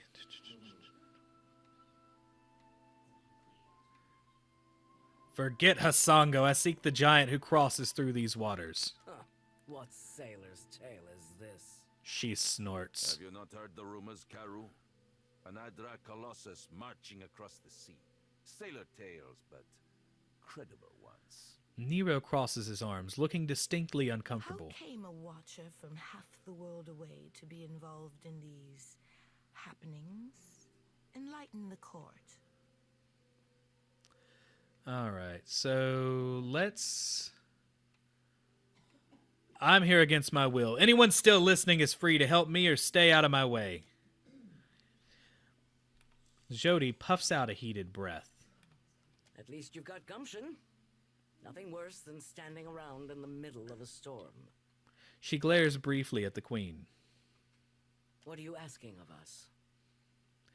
I was told you know where to find luminous Audra. I can track them through the Audra veins. Yeah, let's go with that. Ah, well, by all means. Let me mark every site. That'd be wonderful, yes.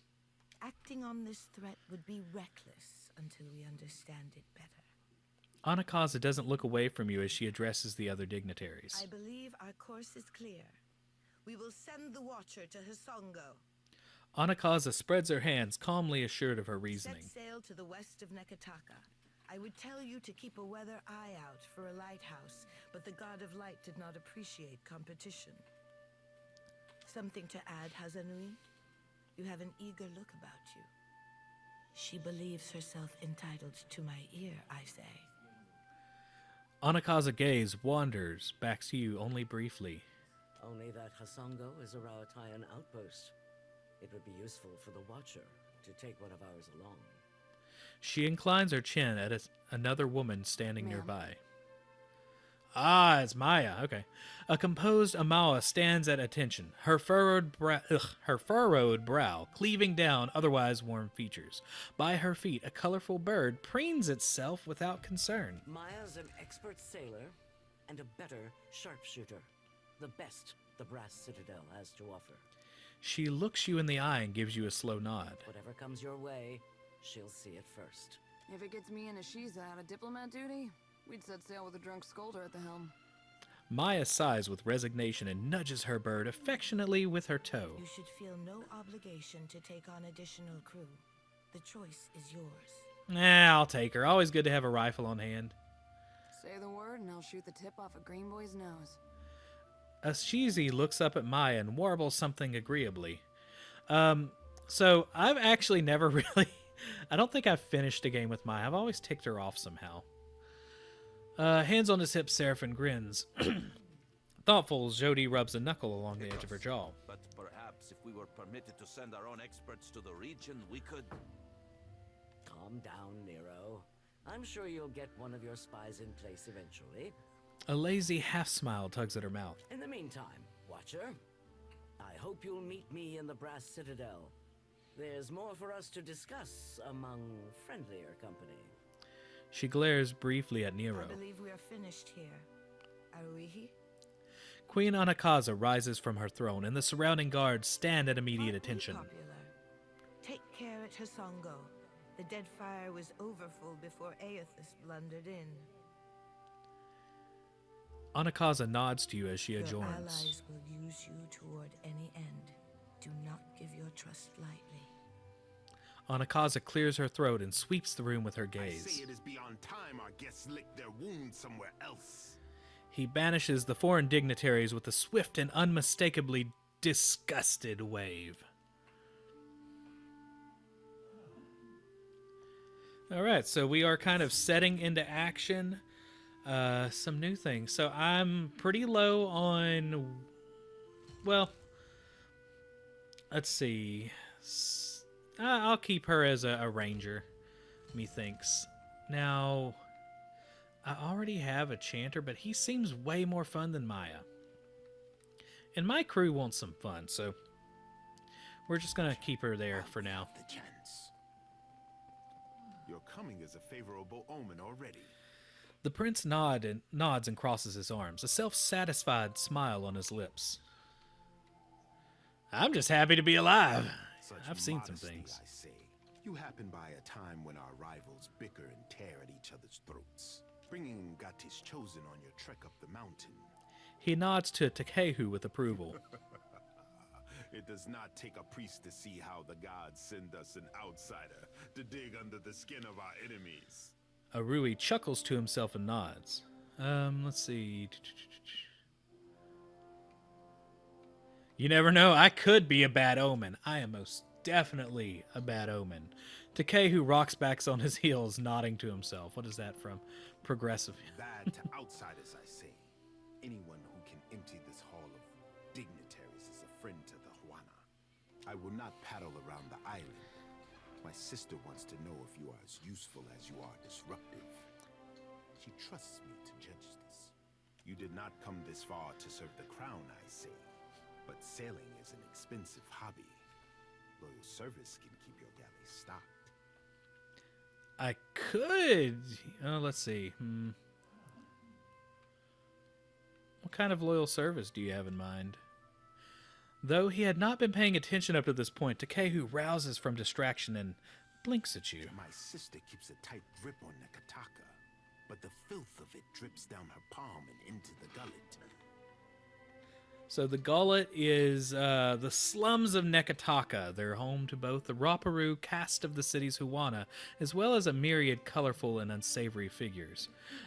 Built in a great chasm at the heart of Neketaka, it is where much of the city's refuse, literal and figurative, comes to rest. So we'll be visiting the gullet at some point, but not today. He opens his hand for emphasis and wipes it across his shoulder. Noses, I say. Do foreigners smuggle contraband and pay the Raparu for their silence? Take this if you need proof. He tosses you a silver medallion inscribed with Valian honorifics. So we've gotten the Envoy's badge. Let's see. A Valian Envoy medallion? The Republics reward these for exemplary service. You are sharper than my guards for knowing this, I say. Oh, they must not be very sharp. The ship sank a day's voyage out of Neketaka. He wore that on his breast. My guards recovered it in the raid of the gullet. This confirms my suspicion. Neketaka has a pirate problem. Aruahi's upper lip curls with distaste. Smugglers and thieves cluster like rats in Delver's Row, a growth in the bowels of our city. You think pirates raiding those Republic's bastards be the source of your people's agony? Wonder what the gullet folk would be thinking of that. Sir.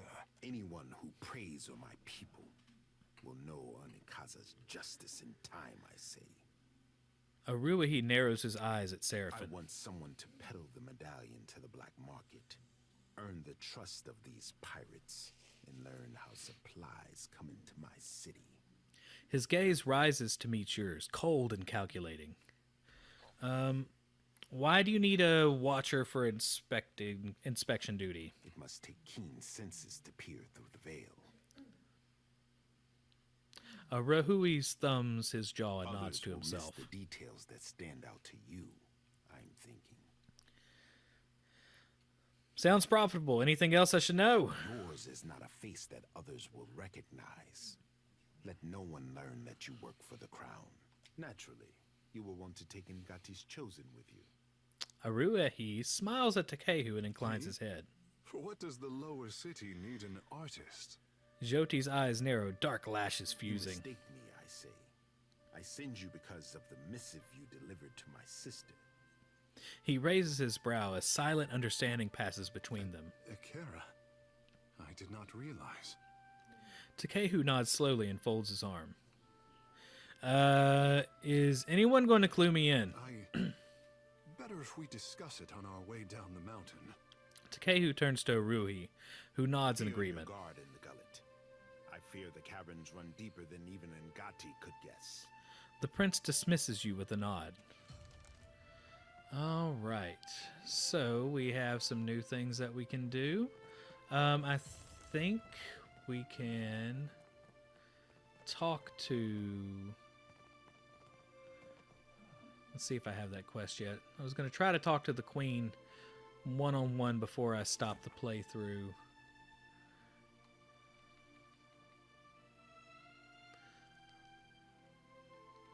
Doesn't look like it. Let's see what happens whenever I go up there and talk to her. Man, we're gathering a ton of quests right now. Will they let me talk to her? Let's find out.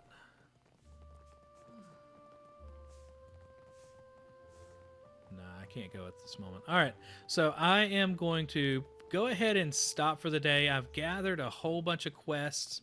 Next time we're going to go down to the Gullet. We'll try to talk to Anakaza one-on-one. And we're going to try to fix the problems going on with that pair of gloves that were stolen. So, appreciate y'all checking in today. This is the last day of our Lamer Gamers Actually Playing Games gaming week. This is our first time to really stream, so we've had a lot of fun. Had quite a few people drop by. Our Twitch channel has had, it looks like 116 viewers, which is pretty good for a week. So I appreciate y'all checking in. We do have a regular podcast coming in next week. It's going to be the April News Roundup. If you're new to this, you can find it pretty much anywhere you cast your pods except for iHeartRadio because they hate us for some reason. But on Apple Podcasts, Spotify, and all that good stuff. I will probably be doing this once or twice a week. I've got to figure out a time frame for this kind of thing. I am, like everybody, stuck at home, except I teach. So I'm teaching from home, and so I got to kind of work it around my schedule.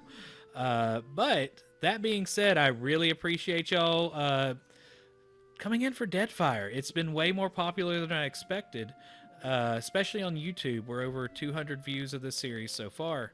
And hopefully it continues and people stay interested in it. So if you have any suggestions, let me know. And that is it for me. Y'all have a good one.